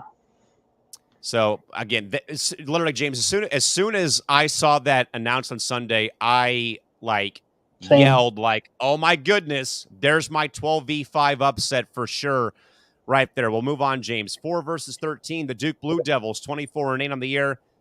Intriguing storyline, though, James. 13 seed Vermont, 28-6 record for the Catamounts, winning their league title. Again, though, Duke, brand name, though, again, wins over Baylor, Clemson, Vaught Tech, though. But again, losing twice to the arch rival Tar Heels in the regular season and also in the postseason. Vermont, though, has wins over Yale, who, again, won the Ivy League this year as well, and also 3 wins over UMass Lowell as well for the Catamounts as well. So, James, the Blue Devils or the Catamounts? Man, I hope Vermont makes it a game, but ultimately I'm going to go with Duke. I just feel like they have enough and they'll get the calls. Yeah, I think I feel that way, but again, Vermont's in my mascot pool. They're moving on. 6 seed Texas Tech, James, 23-10. Intriguing here, though, 22 win, but ACC tournament champions North Carolina State, the 11 seed, facing the Red Raiders out of Lubbock from PPG Paints Arena in Pittsburgh, PA. Notably, again, for the Red Raiders, again, losing again to Houston, Baylor, Iowa State, and again, losing as well again to Houston. Again, big losses to big name programs. But though they do have one shining moment, James, a W over Kansas and BYU on this resume. Now, again, for the Pack, though, James, look at that. 3 big losses. Tennessee, UNC, and Wake Forest. But also, though, there's that big W, though, from Sunday in the title game over the Heels. So, Mr. Gonzales, the Red Raiders or the Wolf Pack? Man, this is another tough one. This is a tough bracket right here. Tough section, I should say. Region. I think Texas Tech is going to hold true, but man, I hope it's a really good game. And NC State, maybe they're hot at the right time, but they probably won't have enough. I honestly, James, would not be surprised, though, if the Pack pull off the upset. Yeah. Again, we've kind of been talking a lot in the selection show here about teams hitting hot at the right time, though. And again, who knows what that win, though, on Sunday might, in fact, do for that Wolfpack ball club. So, but we will, though, roll, though, with the Red Raiders. With that, James, 3 seed Kentucky, 14 seed Oakland from Michigan, not Oakland, California, for you folks wondering. 2 losses separate the Cats and the Grizzlies, James, in this matchup. But again, though, Calipari-led ball club again. However, though, James, woo-wee!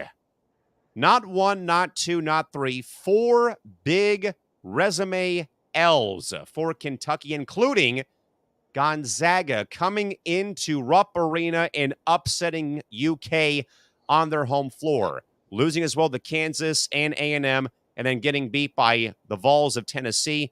But there are, though, James, some reassuring wins, though, over Auburn, the Tide, the Bulldogs, and then eking one out versus Tennessee on March 9th. For the Golden Grizzlies, though, James, from their league again, Losses, though, to big-name programs like Ohio State and Illinois, but also a loss there to Drake, who, again, we picked to knock off their opponent in the first round, Washington State, but also they have wins over Marshall and also to wins over Xavier. But again, though, a loss to Michigan State. So, James, Calipari and the Cats or the Golden Grizzlies of Oakland?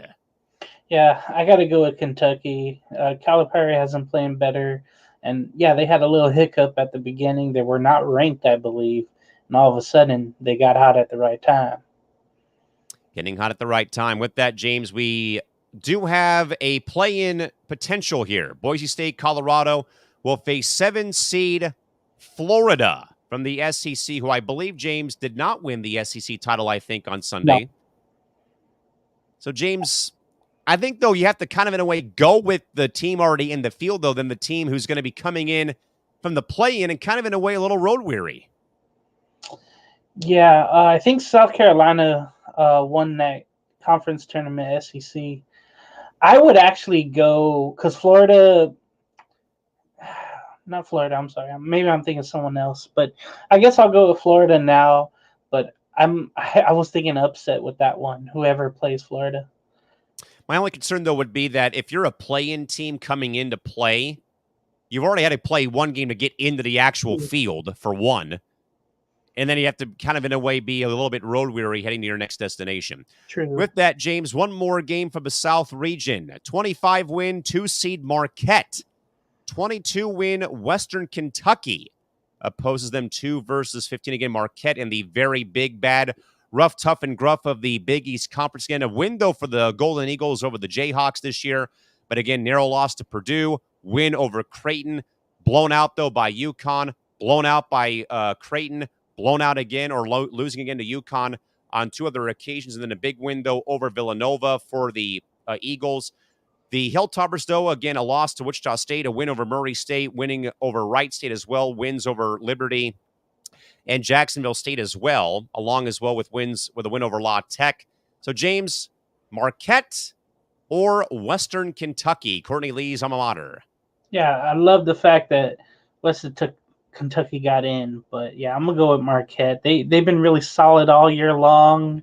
Shaka Smart has done really well there. Yeah, I'm gonna go Marquette. Got to go with Marquette. Got to go with those 2s. With that, James, to the west side, because you and I know it's the best side, as Mr. Tupac Shakur said a long time ago. 1-seed UNC will face a play-in winner again between Howard and Wagner. Now, again, James, as we said, though, man, that Howard-Wagner game, both teams that combined 3 games over 500. Good luck. Yeah. Hate to say it, sadly. With that, James, probably the most intriguing 8 versus 9 probably we've seen so far. 21-win SEC champion Mississippi State, who absolutely crushed the Tennessee Vols for the title against a probably, James, mediocre Tom Izzo-led 9-seed Spartans ball club from Michigan State. Now, again, let's kind of look through here again. Notable results again. The Bulldogs again of Mississippi State again won in the regular season over Tennessee. Also beat Auburn, but again, losses again to the Tide, Cats, and the Tigers. But again, though, James, I think the main win, though, I think for them was knocking out Tennessee in the tournament for the conference title. And again, Michigan State, though, James, how in the world, though, can a team be 19 and 14 to be a freaking 9-seed? So, James, Bulldogs or the Spartans? Yeah, I'm going to go with the Bulldogs. I feel like the Spartans are here just because of Izzo and some of the upperclassmen they have. And I just don't want to give them any pub. So, yeah, I'm going with the Bulldogs. I think it's a joke, honestly, that that's even a thing. Hell yeah. I mean, a team losing 14 games getting in is one thing, but as a 9-seed, that's pretty rough. Yeah. With that, James, another 5-12, but scares the heebie-jeebies out of me, my friend. 26-win West Coast Conference champion St. Mary's, 29-4, 12-seed Grand Canyon out of the WAC. So it's West versus West here. So which one's going to win out here, the West Coast or the West Athletic Conference? But again, James, St. Mary's, man, went wire to wire this year in the WCC. They ran the table with that one loss to Zaga, but again, they won the conference title, though, over the Bulldogs on Sunday. And then, though, James, Grand Canyon, beating San Diego State in Phoenix, beating La Tech, beating Stephen F. Austin, sweeping Seattle U minus losing in Seattle.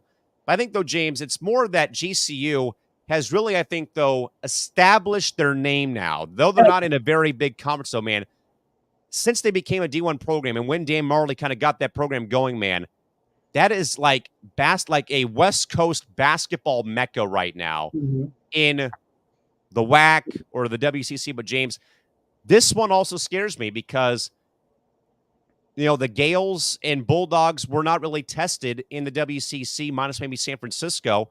USD, though, want to give props to my employer. Steve Lavin and the Toreros turned things around big time this year, man. Went 19-15 this season. But, James, do you like the Gales or the Lopes? I did like what St. Mary's did all year long. But, man, I think the most hottest team right now coming out of the conference tournament could be Grand Canyon. I mean, they're so explosive, athletic. I got to go with Grand Canyon. They're impressive. I went with GCU right away, too. Like every 5 and 12 game, James, literally, I got to pick the 12. Again, other than what we're doing here tonight, I picked UAB over San Diego State, like I said earlier. I think I picked every 12 seed because of the fact of, the records are one thing. Some of the wins on the resume scare me. And again, GCU, I know that it's the WAC, and St. Mary's, it's the WCC. But again, man, it is a little bit intimidating, though, for the fact of, man, they are really good right now. With that, James, next game here, 21-win Alabama, Hoofa. 27-win College of Charleston, 4-13. Again, Alabama from the SEC, though. Losses, though, to Purdue, Creighton, U of A, and Tennessee in regular season play. James, look at those, man. Only one marquee notable win, and it came versus Auburn in a split of a season series. But again, though, man, Purdue, Creighton, Arizona, Tennessee twice, Kentucky, and Auburn. Bama's kind of limping in here, man, with those results. And for Charleston, wins over Liberty, St. Joseph's, Hofstra, Drexel, and Hofstra again. So, James, are you looking here, man, at potentially a 13 knocking out a 4-seed Alabama Crimson Tide basketball team? Because mainly based off of what we saw, James, with all those L's on those notable results for Alabama, and they're a 4-seed. Look, I'm going to pick Alabama. I think they're just the most talented team. But then once they play someone that's more talented than them or seeded higher or, historically better, I'm going to pick the other team. But for now, I'm going against Charleston and picking Alabama. James, would this be a game that surprises you, though, if, in fact, Charleston does pull the upset, though? No, because I'd be looking at the record, but then you always have to look at those, smaller schools and say, hey, what do we have to lose? We're here. And maybe those football money. Those known football schools, you're not looking at them with the same attention like you would with a football. You have them in basketball and they don't scare anyone. Maybe that could be the case here. Definitely, for sure. With that, James, this could be a good one here. 21-win Clemson, and of course, Mountain West Conference champion, 11-seed New Mexico, 26-9. The Lobos, Mountain West Conference tournament champs this year. Notable results this year for the Tigers: wins over Bama and TCU, but again, though, losing to the Heels, the Blue Devils, and to Virginia, who was in the play-in round. They also did win, though, at UNC. Also did beat Pitt and did lose to Wake Forest. UNM, of course, though, James, won over SDSU at home, lost in San Diego, but again, beat SDSU for the conference tournament title on Sunday.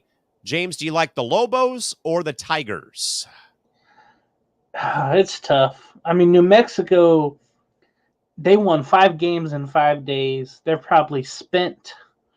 I'm going to go with Clemson, unfortunately.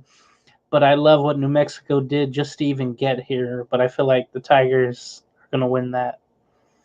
Yeah, I agree about Clemson, and I agree, James, about like that fatigue factor kind of beginning to set in. Though, again, like we said, though, again, playing 5 games in 5 nights. Like, didn't UNC play like 6 games in 6 days or something like that, though, in the ACC or something like that, or something close along those lines? Yeah, something like that. Yeah. With that, James, we'll move on to the next game here. 3 seed Baylor, 23 Ooh. wins. 14 seed Colgate, the Raiders, 25 wins on the year for Colgate on the season.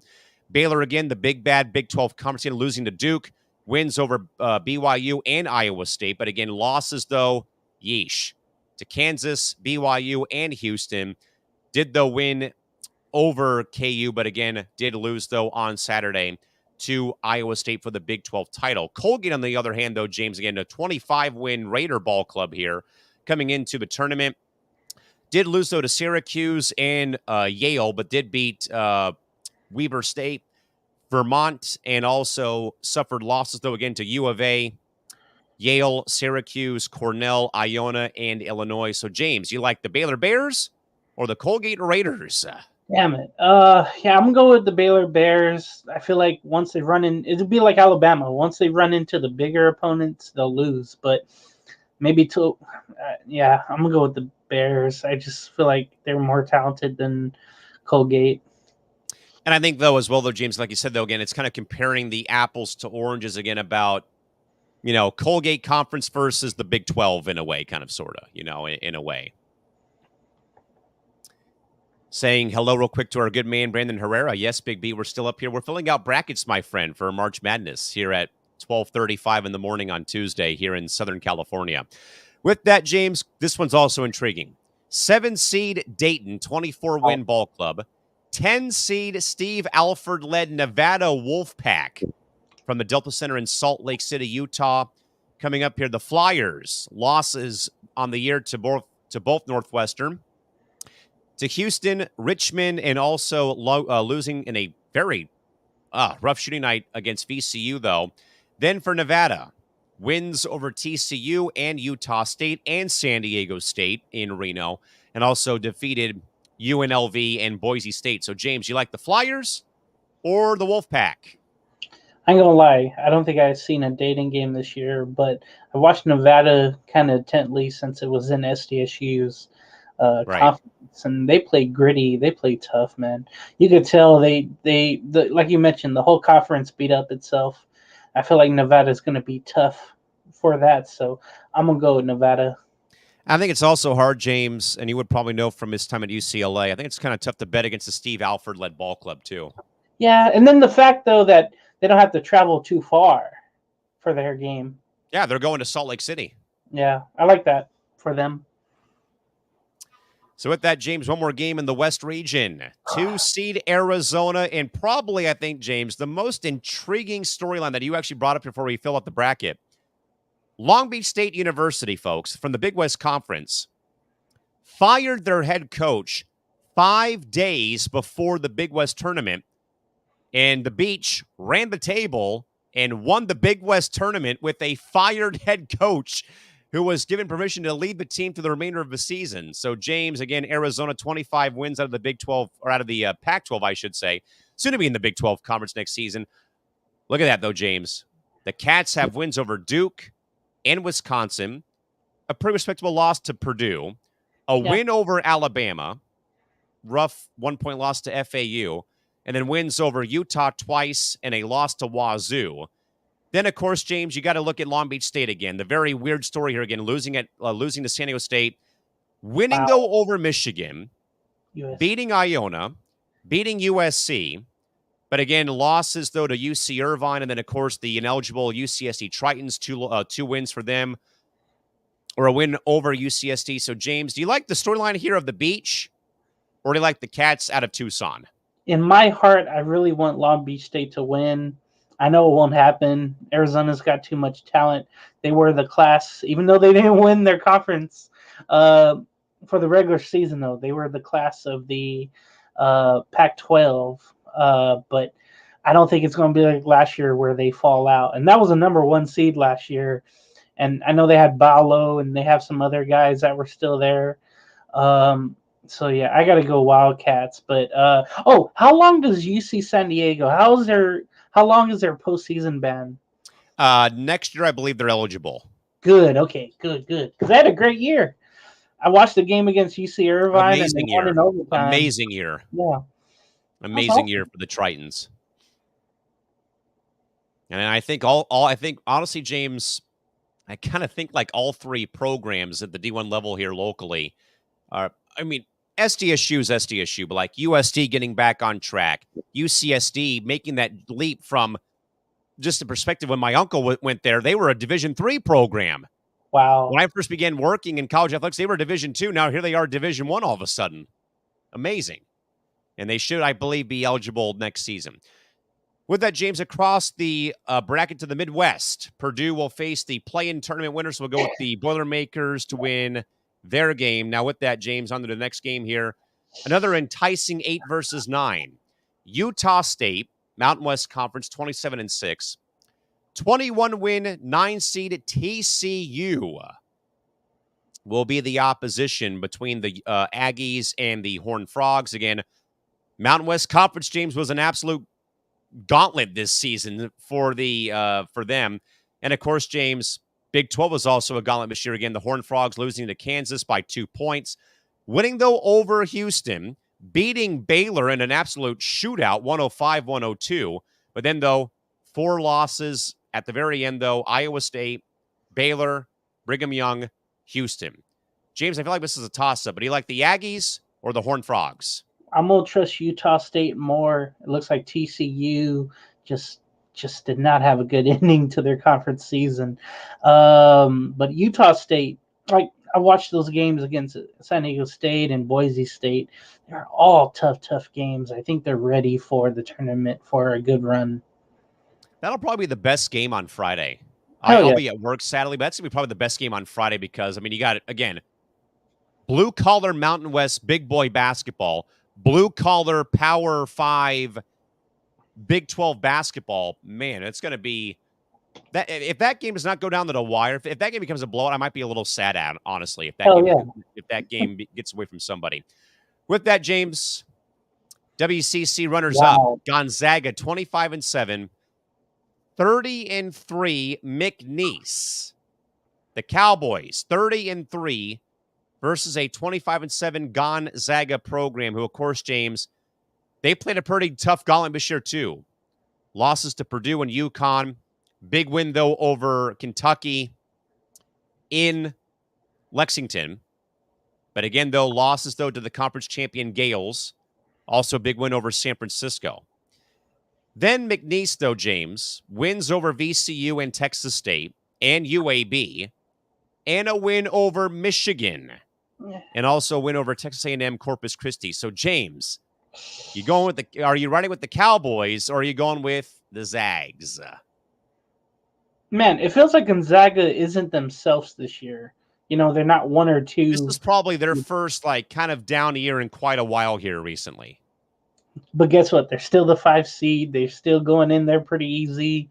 Even though they didn't win their conference tournament, you trust their coach.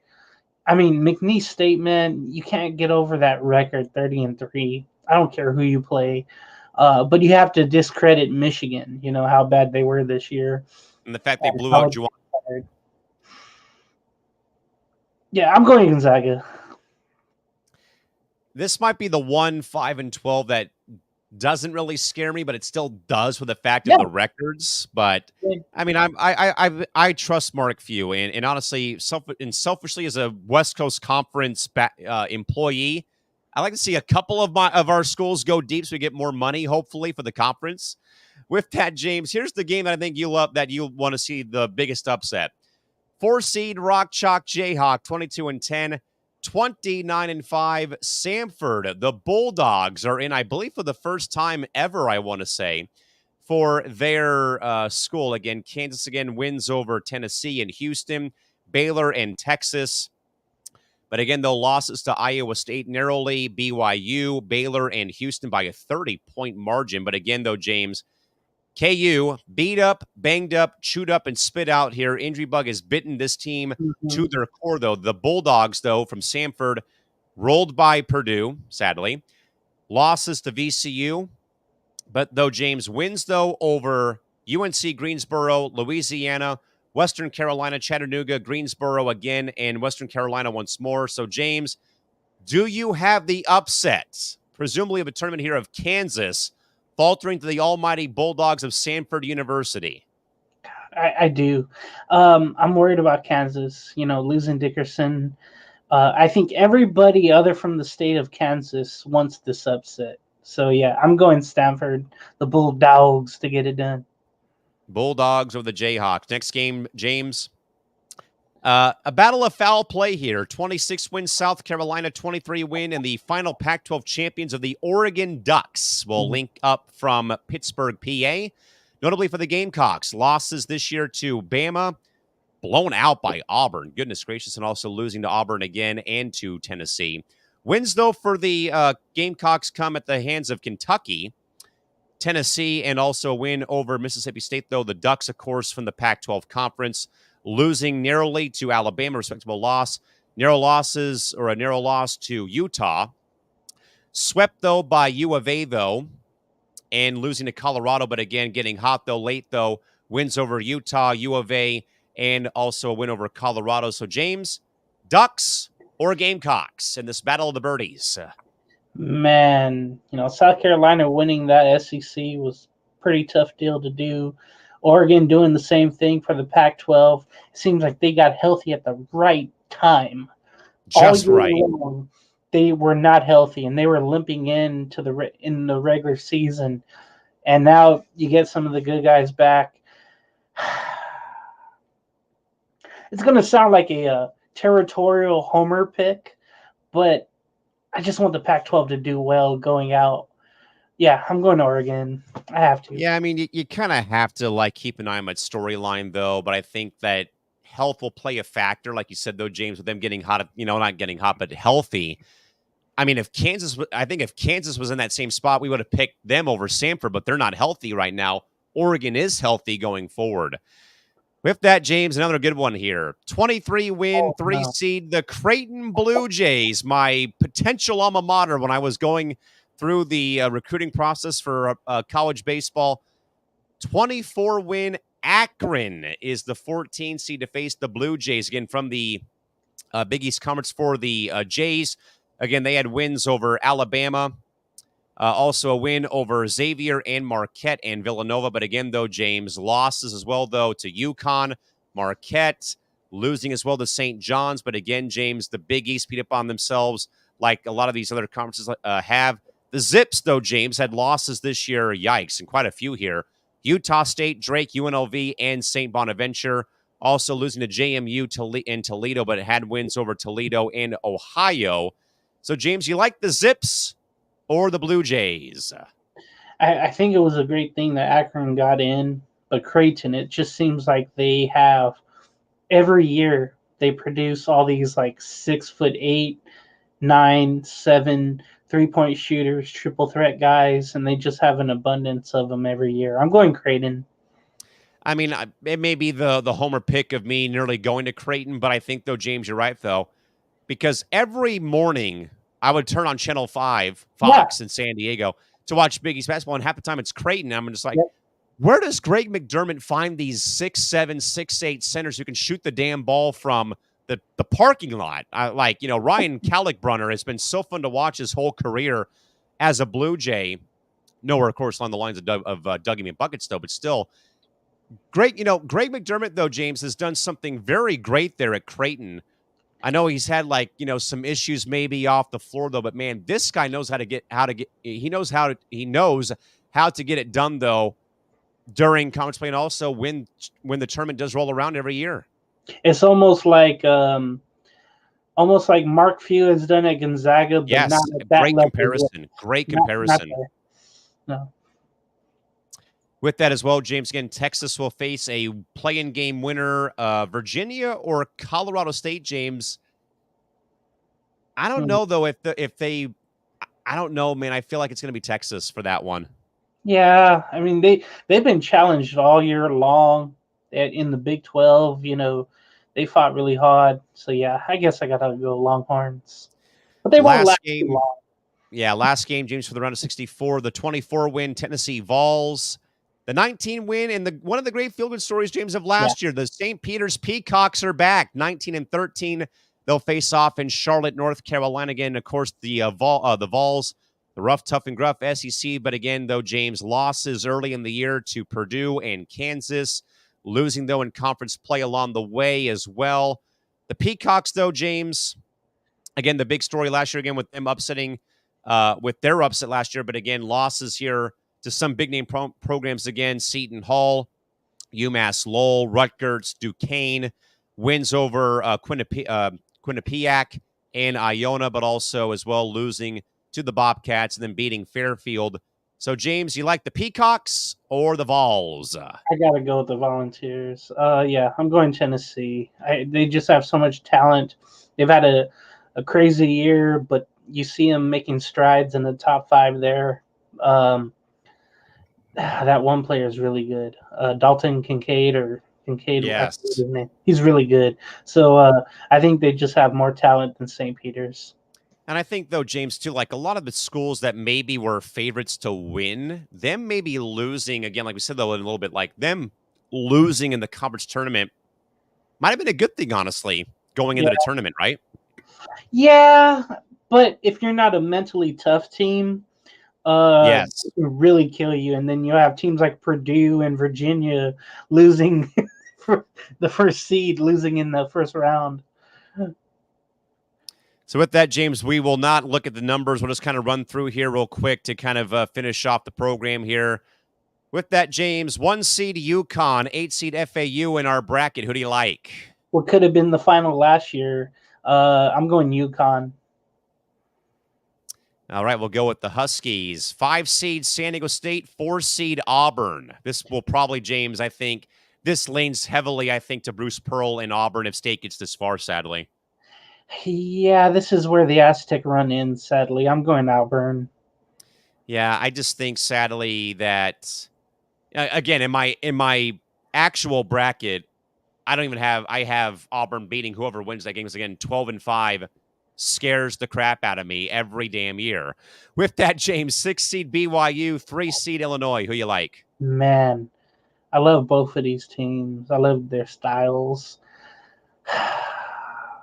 Damn it. I'm going to go with Illinois. I feel more comfortable with them. I would agree about that, honestly, going forward. With that, James, 10 seed Drake, 2 seed Iowa State. What do you think? Damn it.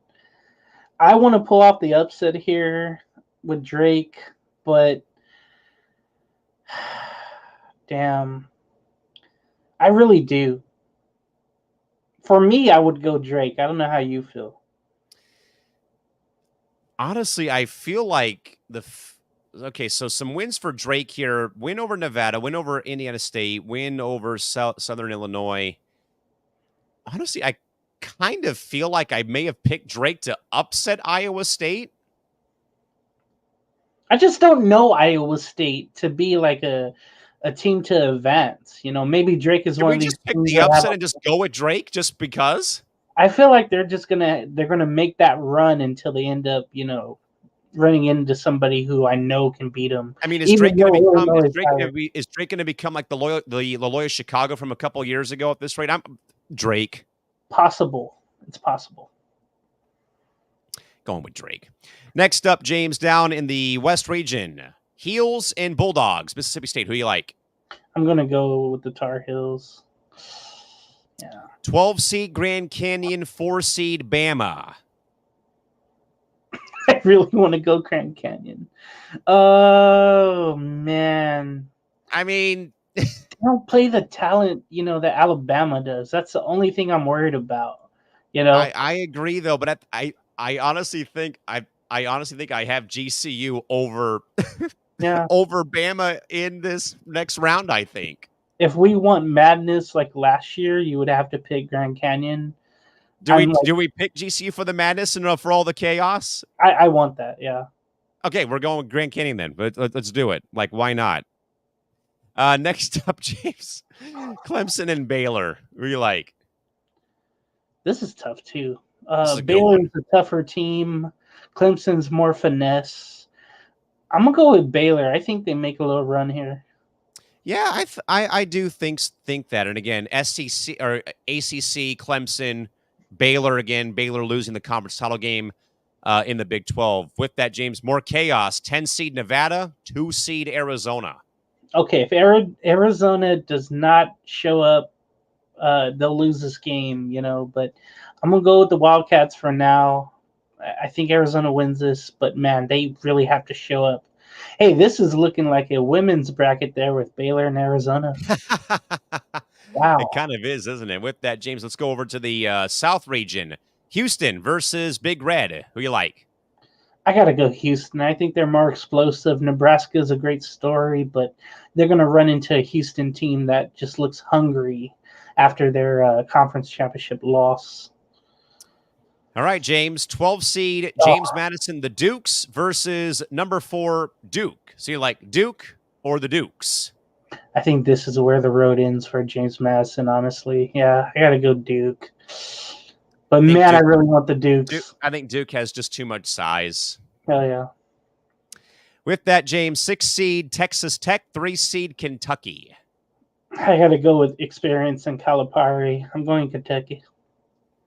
Going to go with the Wildcats. 2 seed Marquette, 7 seed Florida getting by their play-in round opponent. I gotta go Marquette here. I think they're tougher, their experience, and Shaka Smart. Yeah, I'm going. Florida's a little banged up. I think they had a great miracle run. It seems like they haven't been in this tournament in a while. It seems like. Yeah, But that is I think a very Marquette is good good. point. All right, James. Number 1 Purdue, 8 seed Utah State. Jeez, I gotta go. Ooh, you have great Osborne with Utah State. He'll have to guard Zach Edey of Purdue. That's going to be a great matchup. But I got to go with Purdue. But man, that's going to be a hell of a game if that happens. If that, I that one for sure. All right, James. Battle of the Bulldogs. Which one do you like better, Gonzaga or Samford? I'm so tempted to pick Samford, but oh. A 29-win team versus a team that didn't win either the conference regular season or conference tournament title in Gonzaga, 25-7. See, if this was any other year, you would go Gonzaga, Give me but the madness, Gonzales. Come on, give me the they madness. lost. They lost a lot, seniors and all that. Samford could be on this miracle run and fill it. And Come on, I man, want the chaos, Gonzales. Give it to me. if you knock off Kansas and Gonzaga, you're a threat to Purdue. So yeah, I'm going Samford. Yes. That would be fun. I just want pure bloody chaos. With that, James, 11 seed Oregon, 3 seed Creighton in the other Battle of the Birds. Who you like? Man, the Ducks are so tough. When healthy, they're a really tough team to play against. But Creighton, you mentioned they had all the shooters. They have the know-how. Yeah, I'm going Creighton. Yeah, I can't pick against Creighton. Like and usually, James, they usually go on a pretty good run. Usually, historically, they've gotten deep. Maybe not like Elite Eight or Final Four, but they always seem to make a very good late run or run in the tournament every year. Except when they do get that rare bounce out of round 1. With that, James, 7 seed Texas, 2 seed Rocky Top Tennessee. And it's great to see these two teams play each other.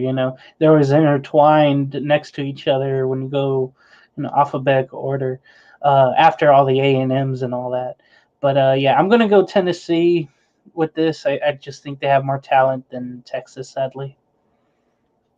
All right, we will now go to the Sweet 16. All right, James, we got 1 seed UConn, 4 seed Auburn.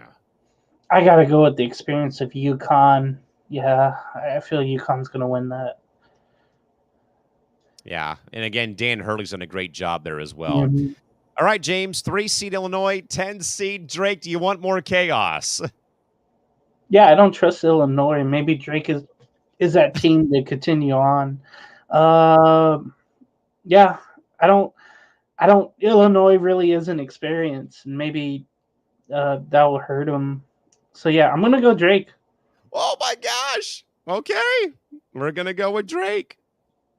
Okay, you heard it here first on C2C, folks, at almost 1 o'clock in the morning.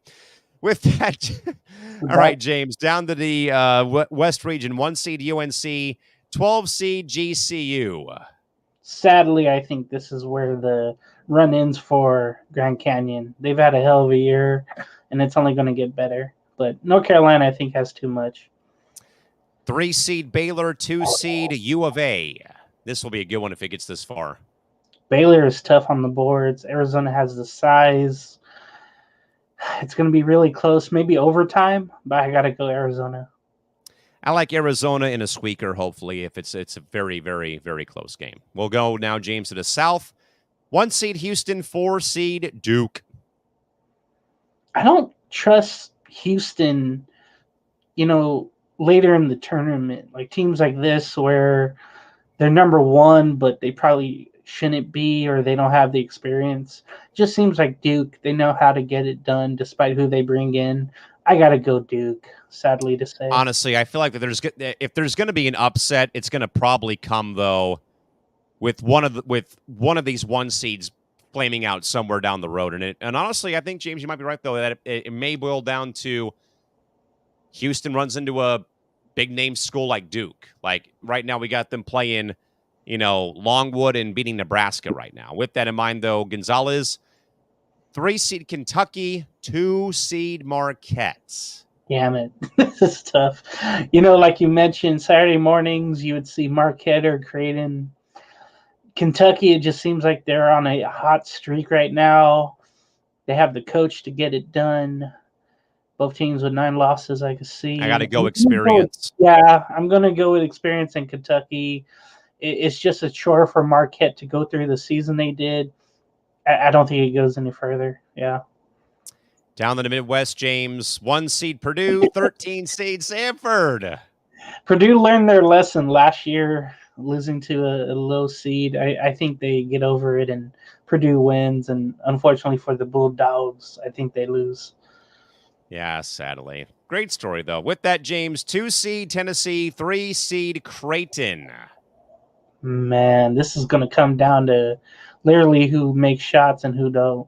I want to pull the upset and go Creighton. Tennessee, though, they're really, really talented on all, in most of the spots. Creighton, is like one-dimensional. I'm going to go Tennessee, James, because I think they just have a bit more than the Blue Jays. Yeah, it feels like that. But if Creighton gets hot with their threes, they could easily beat them. But yeah, I'll go Tennessee. All right, James, Elite 8. Here we go, my friend. 1 seed UConn, 10 seed Drake. This is where it's over. A Drake song. I got to go UConn. They're just going to have more talent and more experience, and Drake's going to be like, wait, we're here? So that'll probably be a blowout, sadly. All right, James, we'll go to the West or South region. 4 seed Duke, 3 seed Kentucky. 2 blue blood programs. Who you like? This is one matchup I don't want to see, but man, you got Calipari and then Shire on the other side. Experience over. I got the job. I'm gonna go with Duke. I just think they have more talent and more experience than Kentucky does. Calipari can only do so much coaching, but the players, they're not as ready yet, I think, for this type of matchup. Ooh. All right. To the West, James. UNC, U of A. Holy cow. Damn it. See, U of A messed me up from last year. But you hope that they learn their lesson and they're on their run to come home. Final Four is in Glendale. I think that would be awesome for them. Oh, that is right. That's a great point. I'm going to Arizona. North Carolina. Let's do it. I don't think they're ready for this type of matchup. In Arizona, they've been hungry. Their head coach is one of the winningest of all times, record-wise, with the Wildcats. Yeah, I'm going Arizona. I like that, honestly, at this rate. With that, James, last Elite 8 matchup, Purdue, Tennessee. This is just absolutely crazy. Barn burner. If Edey gets in foul trouble, Tennessee could easily run them over. I'm going to go. Damn it. I'm gonna go Purdue, but I'm feeling Tennessee as well. But I'm gonna go with Purdue. So with that, James, to the Final Four, my friend, we have UConn, Arizona, Duke, and Purdue in our Final Four. James, who do you like, the Huskies or the Wildcats? I'm gonna go with UConn. I think that's where the road ends. Being home doesn't matter. I think UConn, they're just gonna have the experience of last year.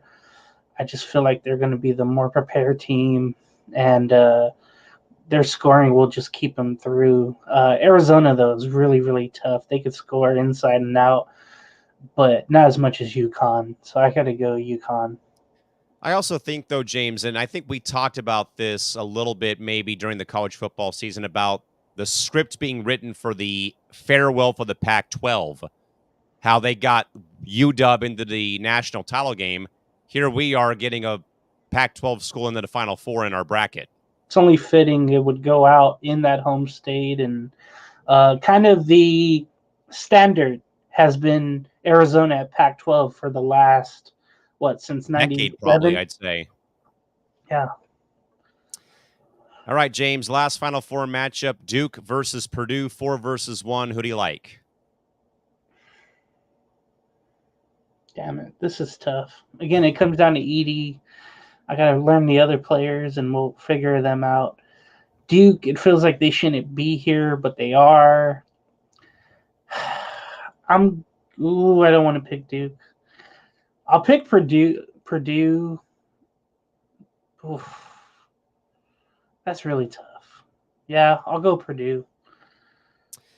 And with that, James, our title game is set. Number 1, UConn, number 1 overall seed, defending national champions. 1 seed Purdue got bounced out last year. James, who do you like? It is tough because UConn, you have the highest of high, and Purdue, the lowest of low from last year. I think UConn just has it all. I'm going to go UConn. Purdue just with Edie seems one dimensional, but man, I think just UConn has an abundance of scoring talent. So yeah, I think they outscore Purdue in a way, more threes than twos. I mean, I have UConn winning it all in my main bracket as well. I forgot who I have them beating, but Yeah, them repeating though would just be like, just kind of like shows though, like not really like I think mainly like how tough it is to repeat though, but also it really I think though kind of in a way get UConn men's basketball kind of other than last season, James, because as you know very well, man, I know they've been in a rut for the past 8 years though, but that men's basketball team is still well behind the women's team by far and away in stores.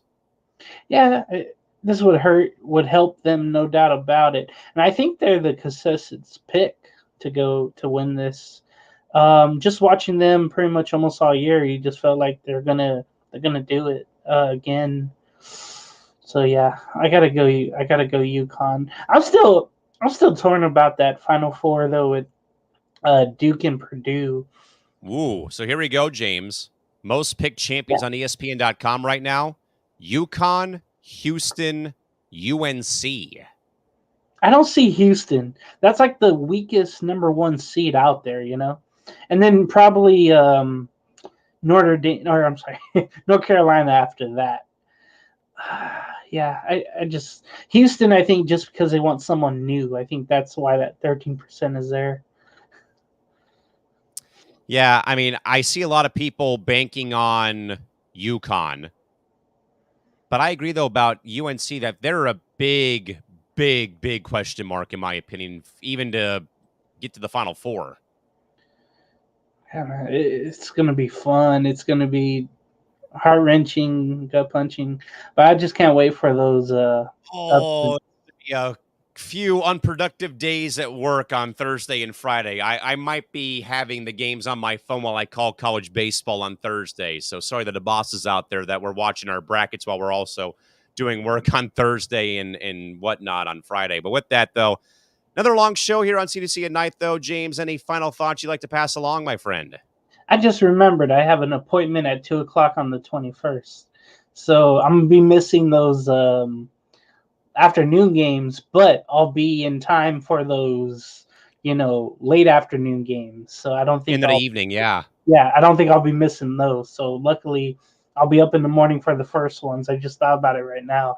But yeah, check out Sports Minute on Wednesdays. Maybe I'll be on there. I hope.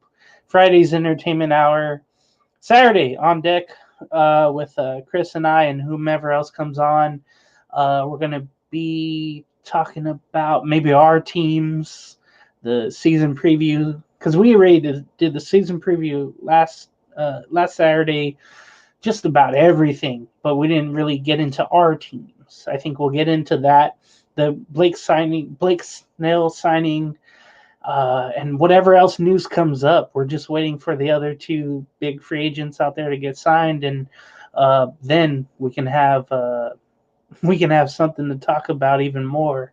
And then also, yeah, I'm sorry, we'll talk about the first two games in Korea with the Dodgers and Yes. Padres. We'll talk about that probably first. So plenty folks planned here on C2C. Again, Presso will come back at you on Wednesday before we take the rest of the week off for our program here with that one. And again, James and I will come back with you on C2C, on C2C at night sometime in the future. Again, maybe tomorrow night. Who knows? We'll see what happens. But of course, James, we covered baseball, we covered pro basketball, we covered the NFL, and we filled out a bracket live on air all in 2 hours' time. I feel productive, but then again, it's sports. But sports is life. Ball is life. Isn't that the old saying, too? Oh, yeah. With that in mind, though, folks, as a reminder, though, too, on Tuesday, we'll have a 2 for Tuesday for you. Again, bright and early in about 6 hours here again. Brandon and Tim will be having C2C Rank 'em. And, of course, we'll have plenty more content. Again, as I actually misspoke there again, I believe, folks, that Between the Ropes is now on Sunday. Wanted to make that quick clarification. So maybe we'll come back tomorrow on Tuesday with myself and James to talk more here on C2C at night. Back here tomorrow. We'll see what happens, of course. With that, though, folks, thanks for hanging out tonight again. Big thanks to Jason, Christy, and Edward and Big B for tuning in and for joining us. We'll see you folks back here again probably tomorrow night. We'll see what happens and how we feel. But with that, folks, for James Gonzales, Callan McClurg saying good night or good morning, wherever you may be joining us from here. This has been C2C at night right here on the Coast to Coast Entertainment Network, folks. Till then, or till next time, have a good one. Bye-bye.